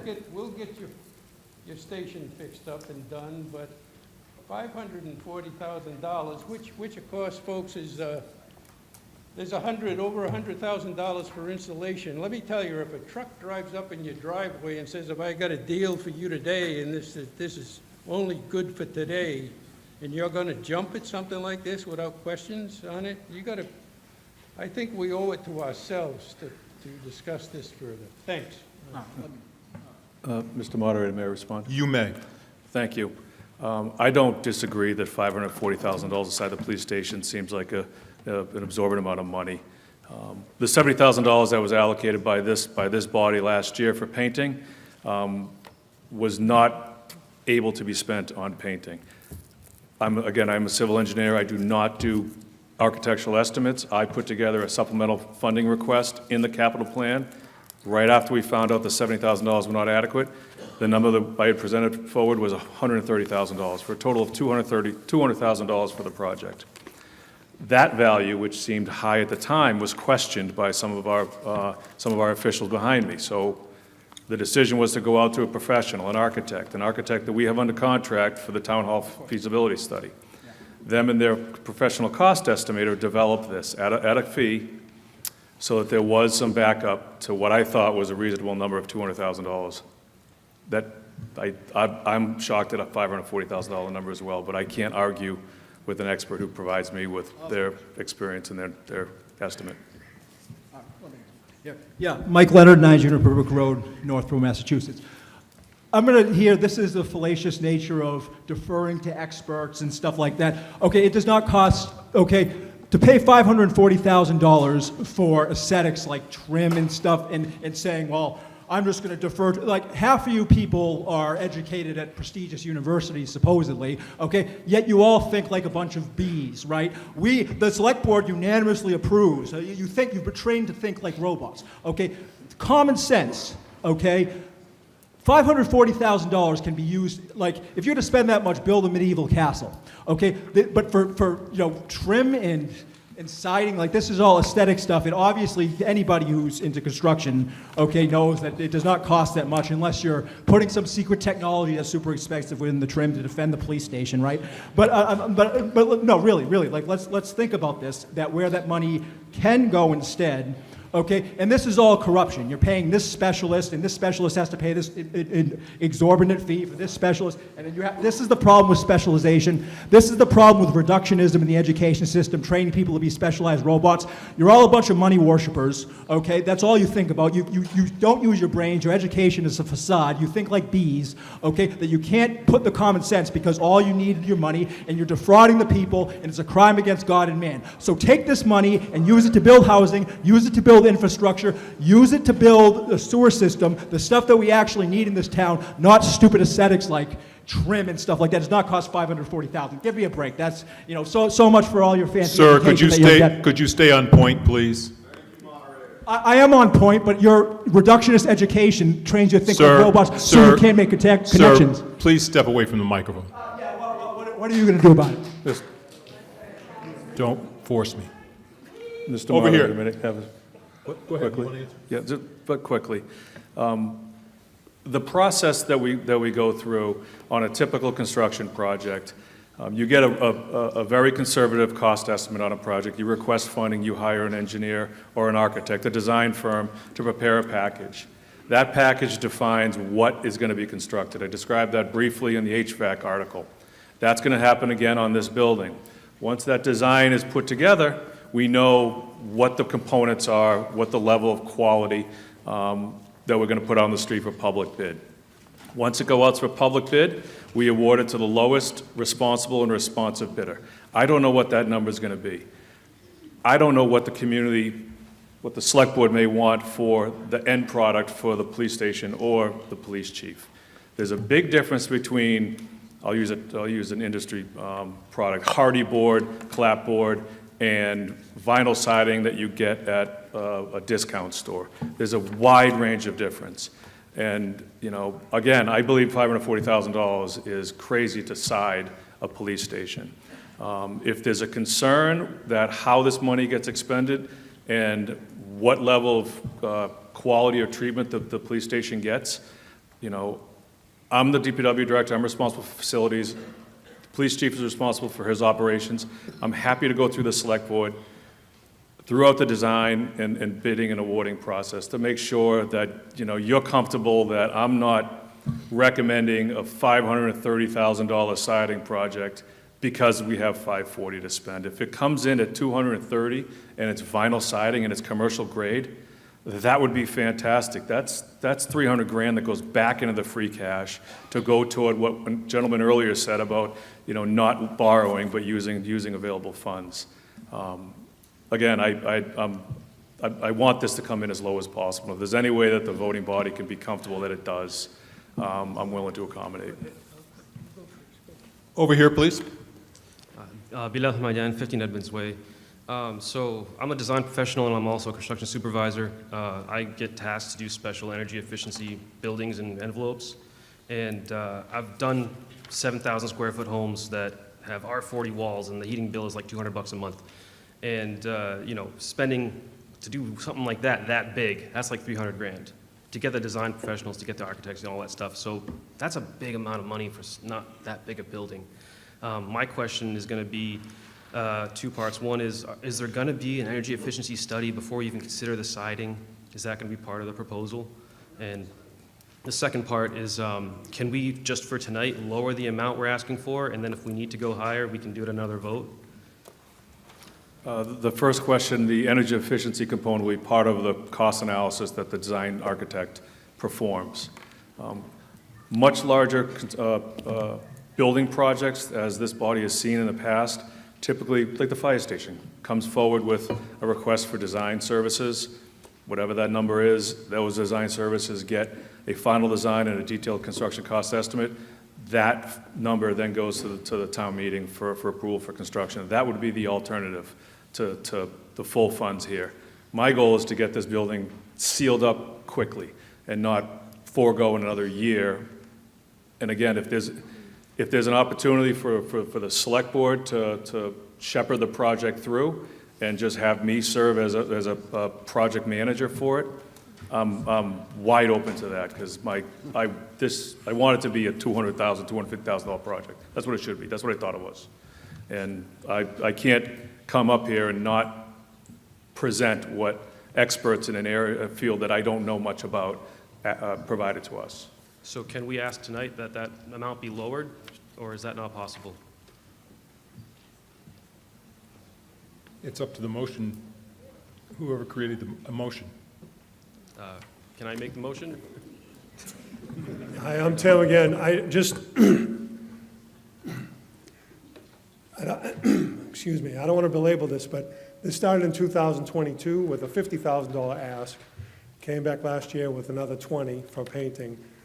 Our expertise is not in building, right? I mean, that's, what we have to do is go out and hire someone, which we did for $2,800 to give us the estimate that we have before us. We don't think that's going to be the number that we procure this at, but I wouldn't want, to answer your question, I wouldn't want to go lower, and then in 2 months, we go out to bid, and it's higher, and then have to call a special town meeting just for that one piece, because this is about, I don't know, Andy's going to have to tell me $12,000 to run a town meeting? Ballpark. So, again, we won't expend it. First of all, you have the fail-safe of the board to sign and execute that contract and oversee the scope of what will actually be done there. As we go out there and we witness the water damage, it seems to keep getting worse, right? We started at 50, we went to 70, we went to 200, now we're 560. I think if we wait any longer, we have emergency equipment in this building. It needs to be secured. It needs to be weather tight. I don't like the number. It is what it is from some third party. Until we go out to bid, we're not going to know the exact number. And we can't go out to bid because no contractor's going to bid if we don't have an appropriation, so we're kind of stuck. Okay. Tim? Mr. Case, Yeah. you were in line after these people behind you were. She just let me in. But what about the people behind her? Fred, she just let me in. I got a quick question while I can Make it remember very quick, please. While Make I it can very remember quick. it. Tim, did you just say that you already have decided on a bottom line, if you can get it for 200,000, you'll do it? You've already got it? But you want us to okay a $540,000 thing tonight, possibly? No. What did you say? I can't hear you when you're talking. Oh, I'm sorry. Tim was walking through the lineage of financing. Okay. We originally thought it was $50,000, came back and asked for another 20 to get to the 70 from last year. They asked a civil engineer how much it cost to work on a building envelope. I don't know. I threw 130 at it, figuring 200 is absolutely enough to do the siding of the police station. That 200,000 was questioned by the officials behind me. Rightfully so, because I'm a civil engineer, I don't know about this. So we hired an architect and a professional architectural estimator who came back with 540. That's how we got to this absurd number, I'll just say it. And again, we don't know what the number is until the bid comes in. The only way to control what the numbers in the bid will be, the range, is based on what product we specify. Is it cement board, top of the line? Is it, you know, Okay, so siding? without knowing those details, Scott, you're asking us here to approve, as you've got it written out, make a motion of $540,000. And then we'll roll the dice and see what happens. Is that right? That's not correct. My goal and objective is to bid out a quality Well, I know product. what your goal and I'm sorry, objective sir. is, My goal is to bid out a quality project for the community that gives them meets the needs for the most cost-effective manner. And if there's a concern that would not be the case, the select board, your elected officials here, are more than willing to see the project through design selection, construction bid award. So design selection, meaning what are we putting on the building? What's the architect going to bid out? Is it vinyl siding? Is it gold leaf? And then when the bid comes in, do we award it? Do we award an alternate to make it better? Do we have a deduct to take some money off the top? That's fine. I will shepherd the project however I'll see the project through however the select board sees is best for the taxpayer. Well, the select board just had their meeting there last week, and they were just about as surprised with all of this as we should be, and we are. And I still don't, I know you may have an objective in mind that you want to do, but you're asking us to approve a motion tonight for $540,000. I'm sorry, but, the discussion you said was a very quick question. It's gotten into a long question. There are other people. That's why I wanted to strike it. Lies, lies, lies. If I hear any more yelling, I will ask that person be removed. We have freedom of speech. Let's not keep passing my sheet. Shut up. What are you going to do about it? Over here, please. There's nothing illegal, right? Nothing illegal. Norm Corbin, 35 Whitney Street. My question is process. I guess I don't understand how procurement really works in the town. Why couldn't we put out a request for proposals now, get hard numbers, make a decision of what we want, and then most likely we're having a fall meeting, and at the fall meeting, vote that project in? Is that something wrong with my logic?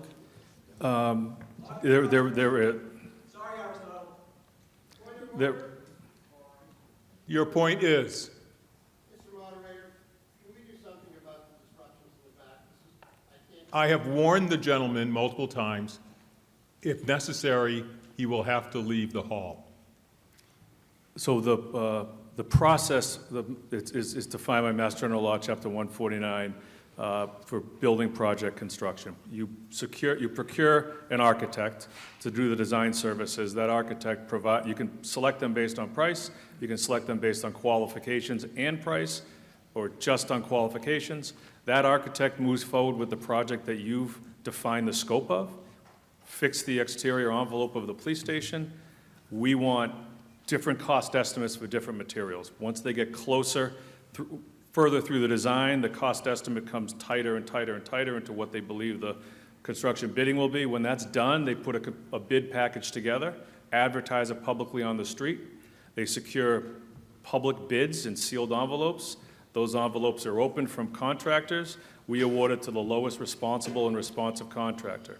In that bid package, it can include deducts and additions. So you can bid it out for hardy board with 10 layers of paint on it, but have a deduct to be vinyl siding from a big box retailer, or vice versa. So you have some flexibility on what you obtain for a project scope, but you cannot go out on the street after funding and say, I want it with an RFP that says, I want somebody to do this to the building, and then I get a price. It's a two-step process. Get an architect, then get a contractor. The architect phase is when you decide what you want to do to the building. And that's So do you have the architect phase completed now? No, we hired a professional architect to do the estimate only. It was $2,800. Again, my $200,000 number that I pulled out of my civil engineering hat was questioned. And I went to an expert in the field. So can you use any of the $70,000 that was allocated for painting to support an architect to figure this thing out? That was one of the first questions we posed, and because of the way the article was written, we could not. The article was written that the intent of the paint job was we were going to spec it out internally. The town staff specified and bid out and oversaw the construction phase for the police station, gutters and roof replacement, I don't know, 5 years ago, 6 years ago. That's small enough for us to do in-house. I can procure that. Anything over $100,000 of construction for architectural services, I'm a civil engineer, I can't do that. Thank you. You're welcome. Over here, please. Caitlin Borsini, 5 Mashpee Circle. I just want to say a quick comment. Thank you for being so transparent on your civil engineering background and trying to explain it for the rest of us. My question is, this building is approximately in the 80s, is that correct? So how long do we have in this current facility? And then is it possible for us to look towards other towns and having like a larger emergency set? I was privileged to tour Shrewsbury's new police department. It is lovely, large, has space for them to grow. They have an in-house for all of their emergency calls, and that's something that is not, to my knowledge, currently available in the police department. And in order for us to grow in a town, I'm wondering, are we kind of getting to the end of our lease, so to speak?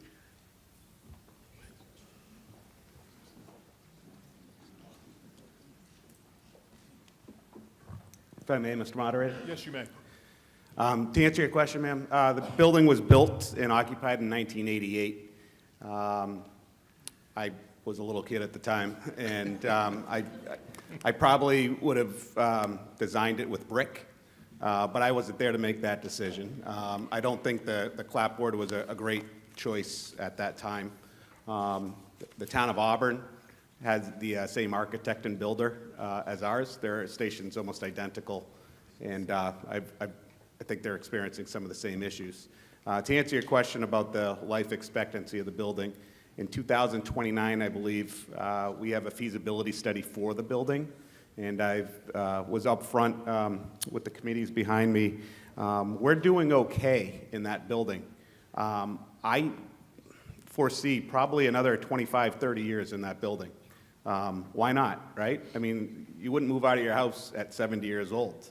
I think, there's going to be some needs down the road, and after that study hopefully gets approved in a few years, I could foresee, a small addition, window replacement. But all in all, we're doing okay. We could use a little more space. I worry about this current state of the building for a couple of different reasons. Just the overall equipment inside that we have. We're not experiencing water issues at the moment, but I worry about, next year. As you can see from some of these pictures, it's not pretty. It's embarrassing.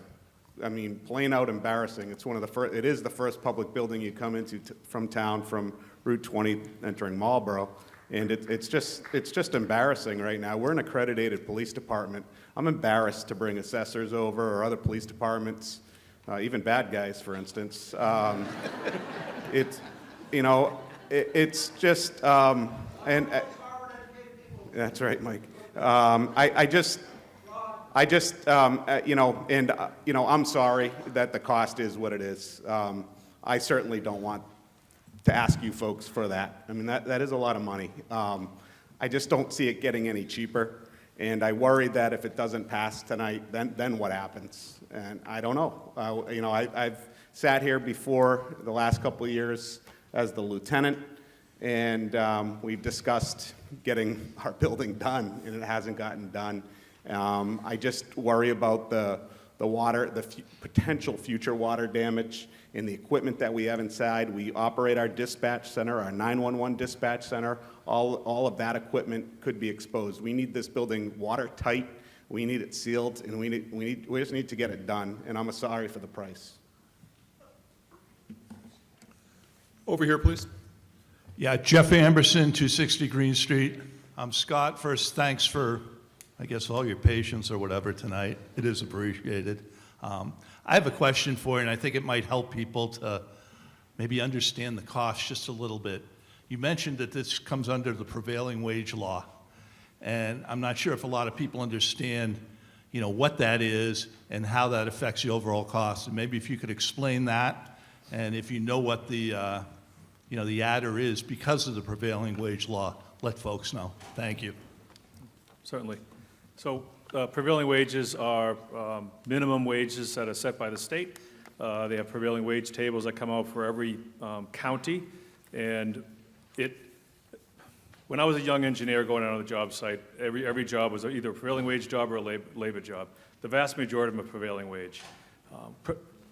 As a professional, you go out on the job site and you are the lowest paid person there. Laborers are bringing in the $60 an hour range. So it's a lot different than $25 an hour under the tables coming and just putting your siding up and leaving. Prevailing wages, it varies on the size of the project and how much the materials cost. But on a low material cost project like this, most of this is labor. You're tearing down all the clapboard, all the trim work. You're rewrapping it in a vapor barrier, and then you're putting up a somewhat affordable product. It can easily double the cost, if not more, for a project. The HVAC project I was talking about earlier, the wage rates don't make that much of a big difference. A HVAC tradesman makes very good money when he's not prevailing wages, and the equipment they're installing is very expensive. That's the exact opposite here. You have laborers and you have low-cost materials, so prevailing wages really impacts a project of this type substantially. Over here, please. Jake Ruskowski, 24 School Street. I happen to also be a design professional, and I'm actually deep into a renovation of my house right now, doing siding and everything. You compare that to the difference of prevailing wages, I would say you're probably in a 300% to 400% increase paying prevailing wages over what I'm paying. My concern is, again, and I go back to what some of the other people are saying, is that we just got this last minute. We threw out this number. I know it came from an architect and his estimator. I understand how that whole process works. I deal with it daily.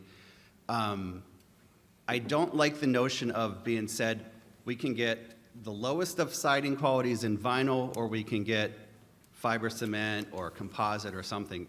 I feel like it's a disservice to the town to have such a wide range of materials because, in my opinion, a civic building should not be done in vinyl. And I don't think that fits with the image that people want to portray in this town. As we talk about what is Northborough, what's the image of Northborough? A vinyl-sided police station just doesn't seem like it meets the criteria. I mean, a design review board wouldn't typically approve that for any other civic building, and we're saying like, all right, if this comes in at $540,000 for vinyl siding, then I would be as hard a no as I could possibly be. If you're telling me it's composite fiber cement, you might sway me, but it seems like there's just such a huge range of unknowns at this point. And to be honest with you, I don't have faith. You're saying that the selectmen and selectwomen are our final judge here. I've never seen them say no to funding something. Like, it's just money, money, money, money, money. My taxes go up $500, $600 a year. I've never seen anybody say no. So I don't trust them as being stewards of my tax money. So it's a concern that there's such a wide range of materials that we're going to use and costs. And I appreciate you're acknowledging that, yes, I'm a civil engineer.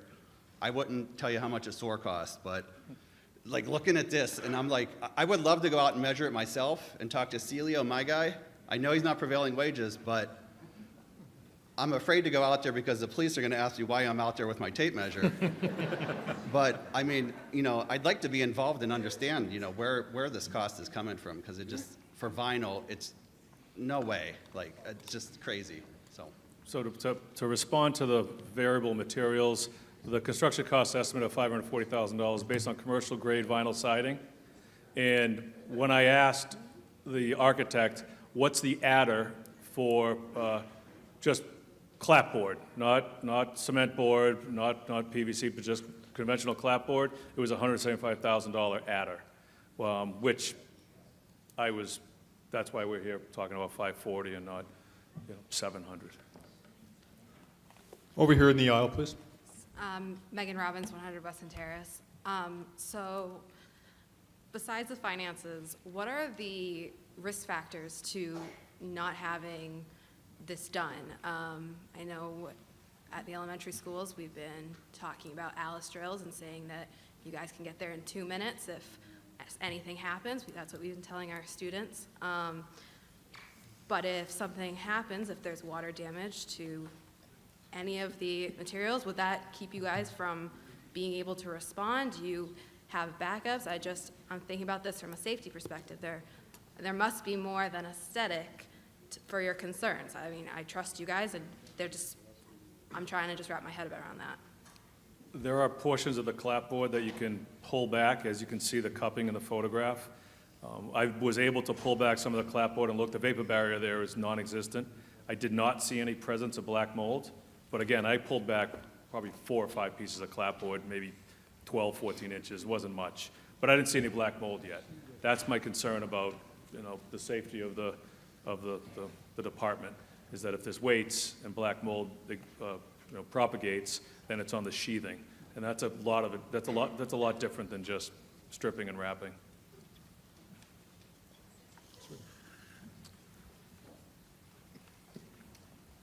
Thank you for your concerns, and, we will be there to answer those calls, one way or the other. If we had some sort of failure, whether it be water or whatever, we would default to the fire station that has a operations center there with communications that we could operate out of, and we would also ask for mutual aid from another police department. Clearly, we don't want to have to get there, but we do always have backup plans, and we will be there. Over here, please. Hi, I'm Kristen Wickstead, 2 Stirrup Brook Lane. I'm also a member of the Select Board. And I'm not running for re-election, so I'm not going to be on your Select Board too much longer. So I feel like I'm the one person of the 5-member board who can speak up for the board right now. This is a very complicated discussion, and if it wasn't clear from a couple of Scott's comments, where he said, the board rightfully didn't trust my civil engineering hat and made me go out and get a quote. I think if you missed that, then you might want to just watch a meeting once in a while to understand how stingy the board is actually being about this.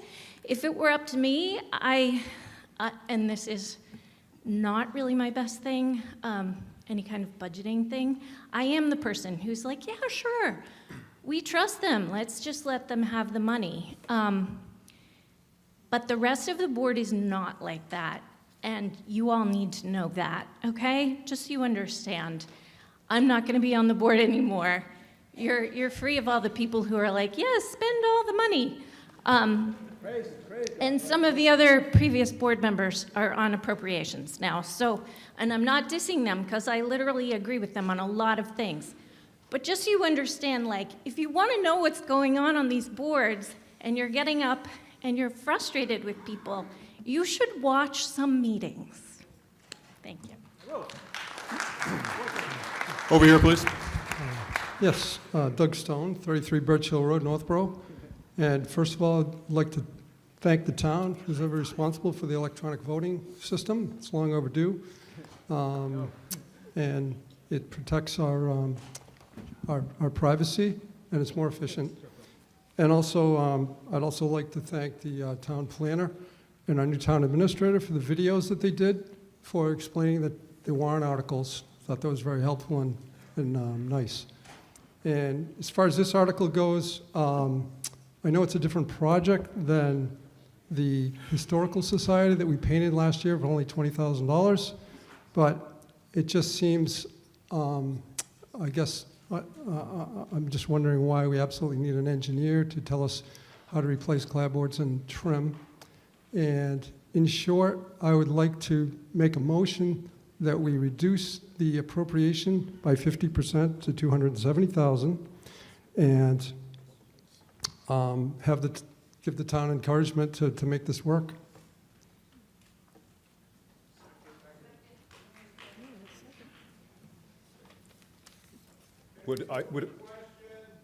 Wait a minute, we have another step to take first.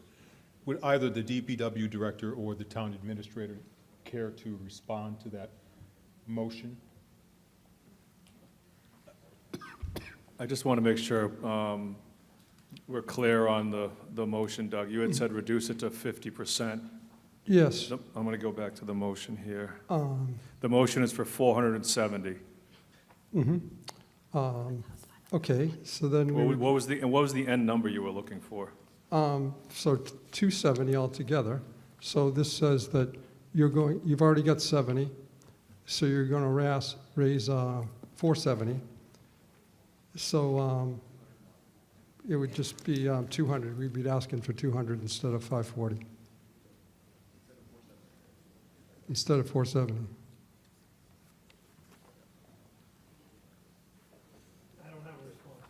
So it's, Okay? so the result will be $270,000, 70,000 from last year in your motion Yes. to reduce to 200. Okay, just making sure it's clear in the room. Okay, so we have a motion that's been made from the floor to reduce the request for another $200,000 opposed to the $470,000. Is that correct? Was that your motion? I will need that motion in writing if that's the case, Yes, I can do that. okay?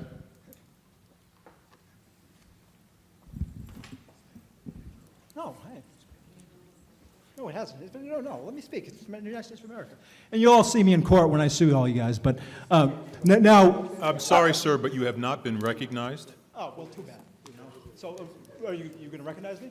Come on. I'm dealing with this motion right now, okay? So Lovely. that's the focus. Yeah. Calm down and wait your turn. What are you going to do? Man. Everybody gets to speak. Everybody has freedom of speech. I agree. But you need to wait your turn. Oh, okay. There's a way of doing things. Procedurism, right? Obedient workers.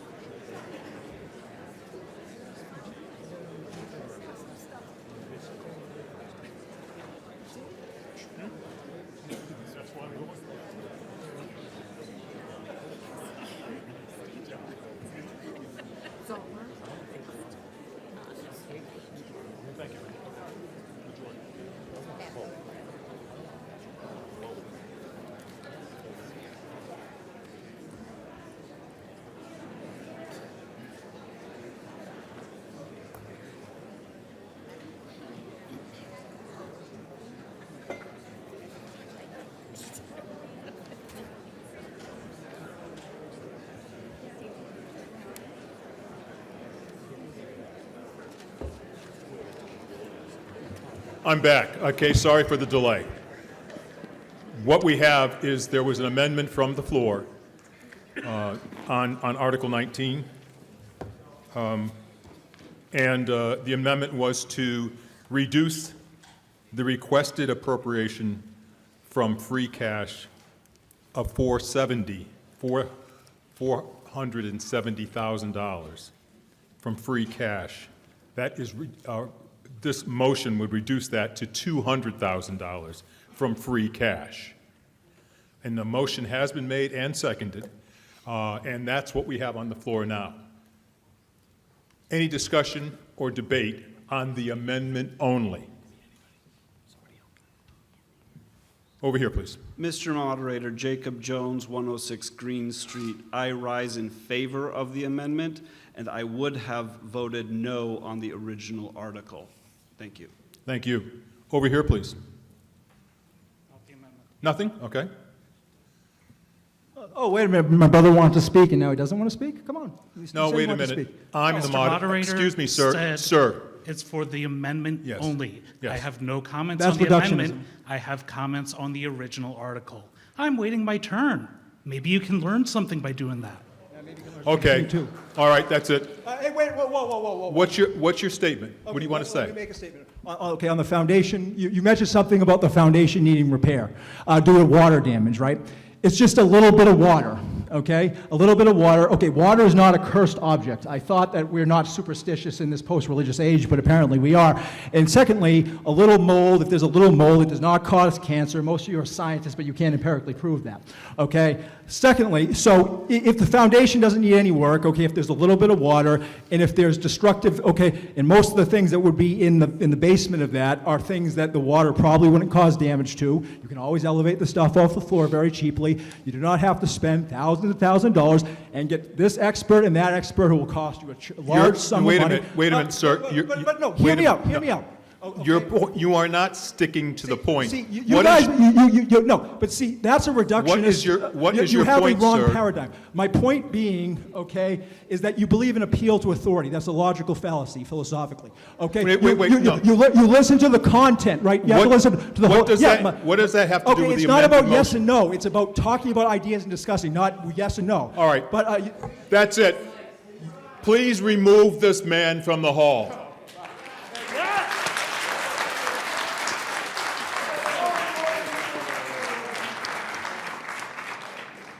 I'd like to apologize to the body for that. We shouldn't have a town meeting that has that kind of behavior. Over here, please. My name is Charles Frankian. I move the question. Question has been moved, seconded. Can we put that up on the screen? Okay. Move the question on the motion, on the amendment. Yeah, move the question.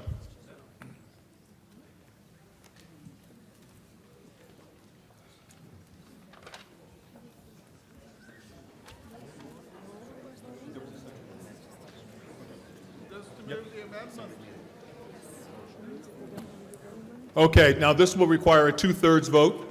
We had a motion and there was a second to move the question, so that's what we're doing now.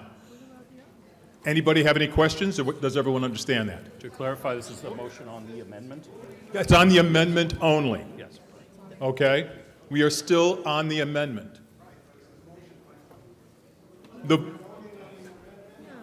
So the vote is open now.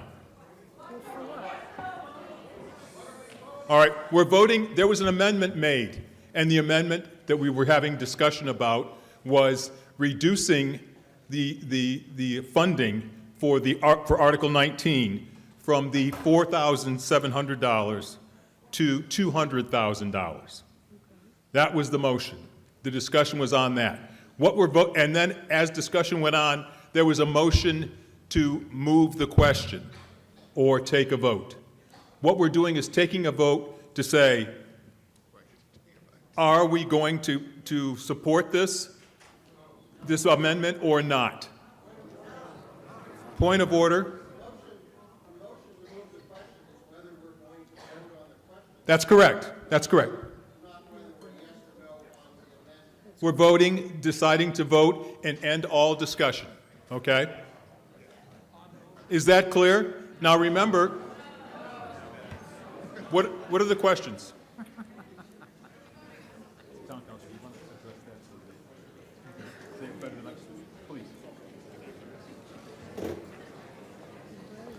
Mr. Moderator? Just one moment, please. Mr. Moderator, through you, the motion to move the question just essentially suspends debate on discussion relative to the motion to amend. It's subject to a two-thirds vote. If the body votes in favor of the moving the question via a two-thirds vote, then we just move to vote on the amendment.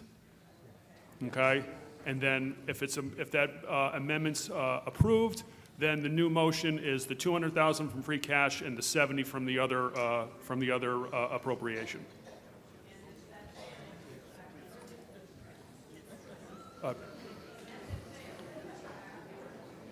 Correct. Yes. That's correct. That's what it means. Okay. Okay? So are we ready to vote? Yes. Okay, everyone's clear on it. Voting is open.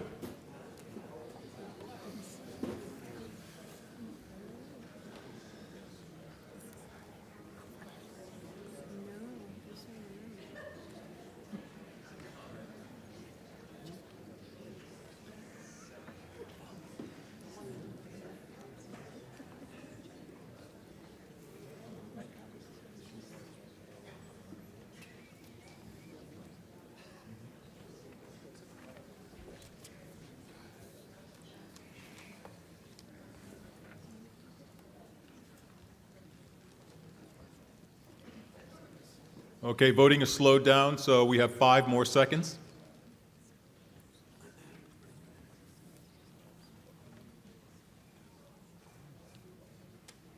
And voting is closed. Okay, the motion to move the question has passed by the required two-thirds vote. I declare that it meets the two-thirds requirement. So where are we now? We are back at the amendment and talking about the amendment and what's going on. We've had some discussion about the amendment. Is there further discussion about the amendment?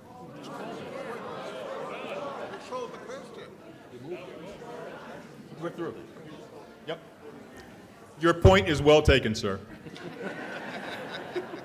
We are now voting on the amendment, okay? And voting is open.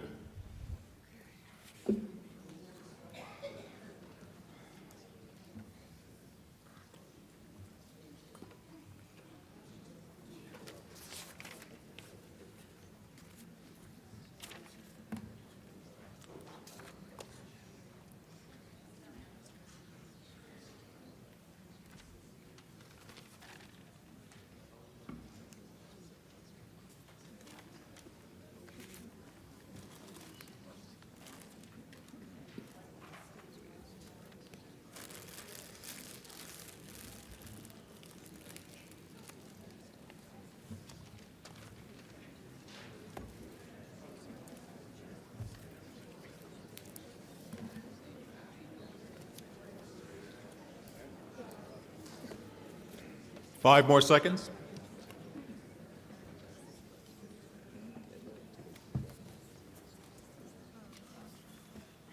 Voting is closed.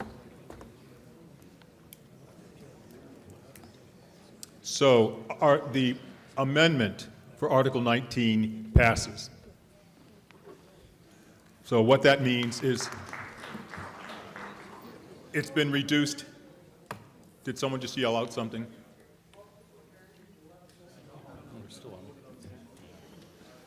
One moment, please. We still have some issues that we have to finish.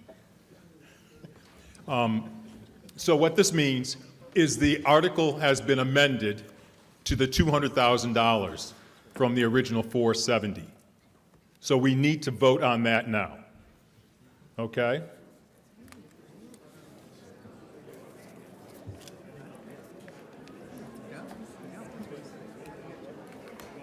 I hear a lot of voices. Are there questions? Are people understanding where we are? Yes. Go.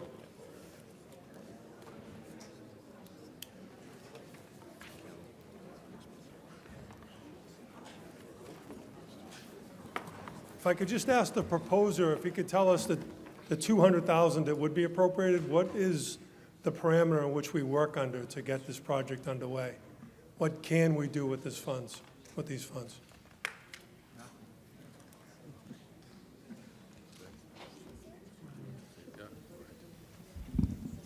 Move forward with the process. And I guess I would question, again, why we would need an engineer. Is this like a state requirement? It is for 149 construction, yes. But so I just want to be clear with the body. We would be able to go through that process of hiring. We didn't use the 70,000 for painting to Yes. hire an engineer. So we've got 270,000 to work with. If this 200,000 passes, we could go through that process and go out to bid, and if it comes out lower or higher, Yeah. we can come back to the body. I think it's an incentive to make it work with the 270. And it sounds like Mr. Charpentier wants to help that if he can. I don't think we need to have vinyl siding. And I'd just like to put it back to the experts we have in the town. You said 270 a minute ago, but this motion was for 200,000. 200, but we've got 70 already that we didn't use. But that's not part of the motion that you made. No, I changed the 470 to the 200. That's right, but you didn't add in the 70 as part of the motion. Where's that voice coming? Where's that voice? I didn't change that. I'm reading your motion. It doesn't say anything about the 70,000 that was left over. Okay, I'll put it in. You have to move it as part of, the original motion had everything together. I make a motion to move the balance of the 2023 70,000 to add to the 200,000, so for a grand total of $270,000.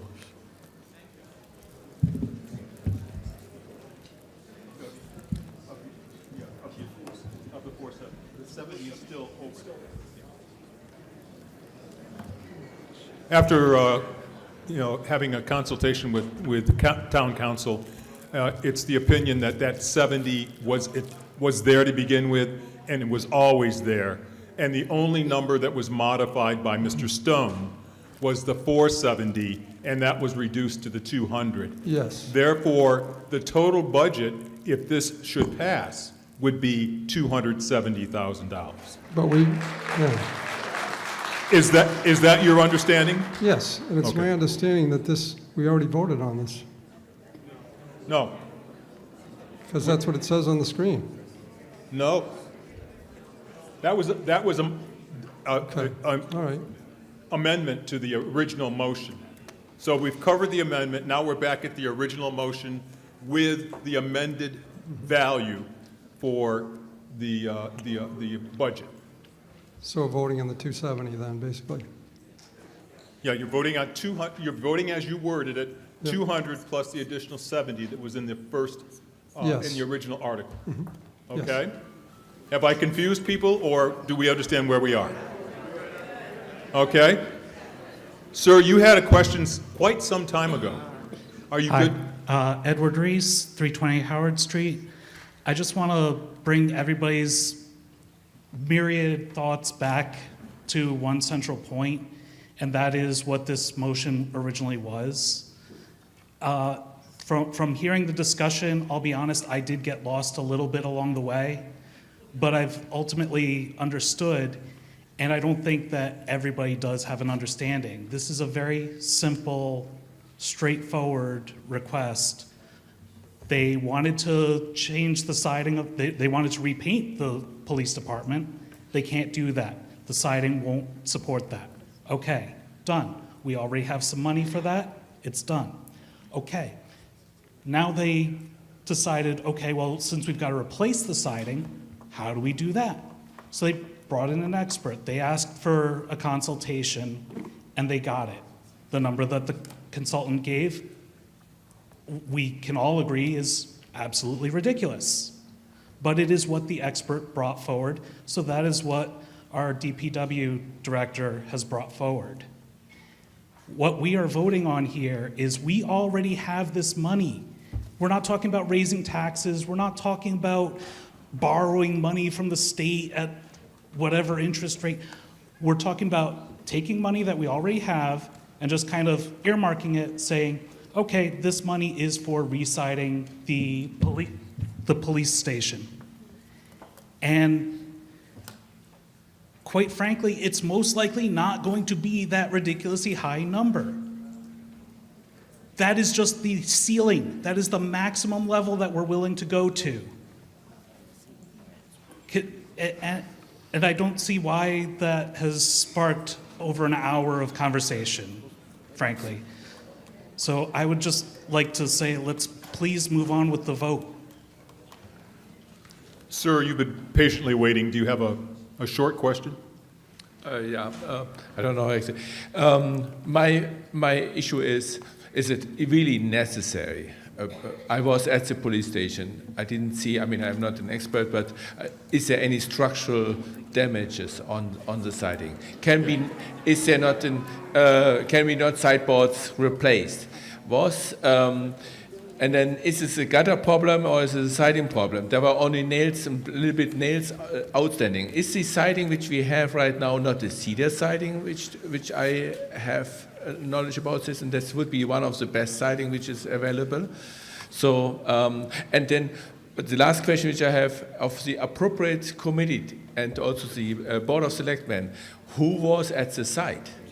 I would like to know only the percentage, an anonymous percentage of when they make a recommendation, what we can trust there, who was really on the site and saw this. Thank you very much. To answer the first question, yes, it needs to be done. The clapboard is rotted and the nails are falling out and the vapor barrier is non-existent. I can look under the clapboard and see sheathing. That's not what a public safety building should look like. Okay, so this is what we are voting on one last time, okay? We are voting on the amended Article 19 that says, it says this: see if the town will appropriate the sum of $270,000 for the use of the Department of Public Works to fund the replacement of exterior building siding and trim at the police station building, and to meet said appropriation, the sum of $270,000 be raised by taxation transferred from available funds, borrowed or otherwise appropriated. Okay.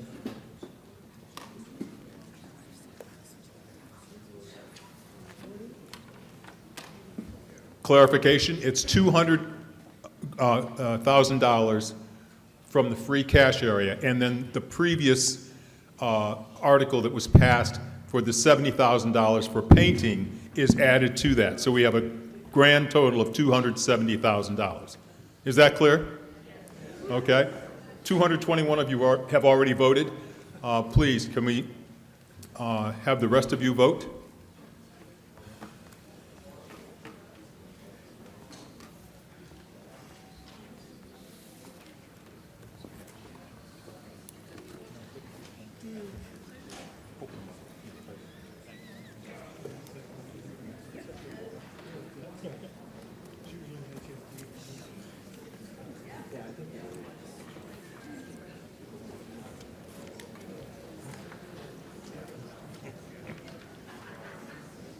Five seconds.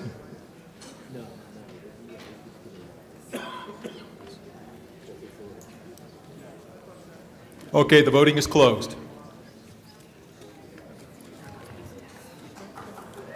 And the amended article passes. As I look at my timepiece, we have reached the hour of 10 p.m. And by our structure and bylaws, we have reached our deadline time. I would like to thank each and every one of you for your civic duty and responsibility and your civility this evening. I would entertain a motion to adjourn to tomorrow evening at 6 p.m. Motion's been made, and did I get a second? All those in favor? One last thing. Please leave your clickers here.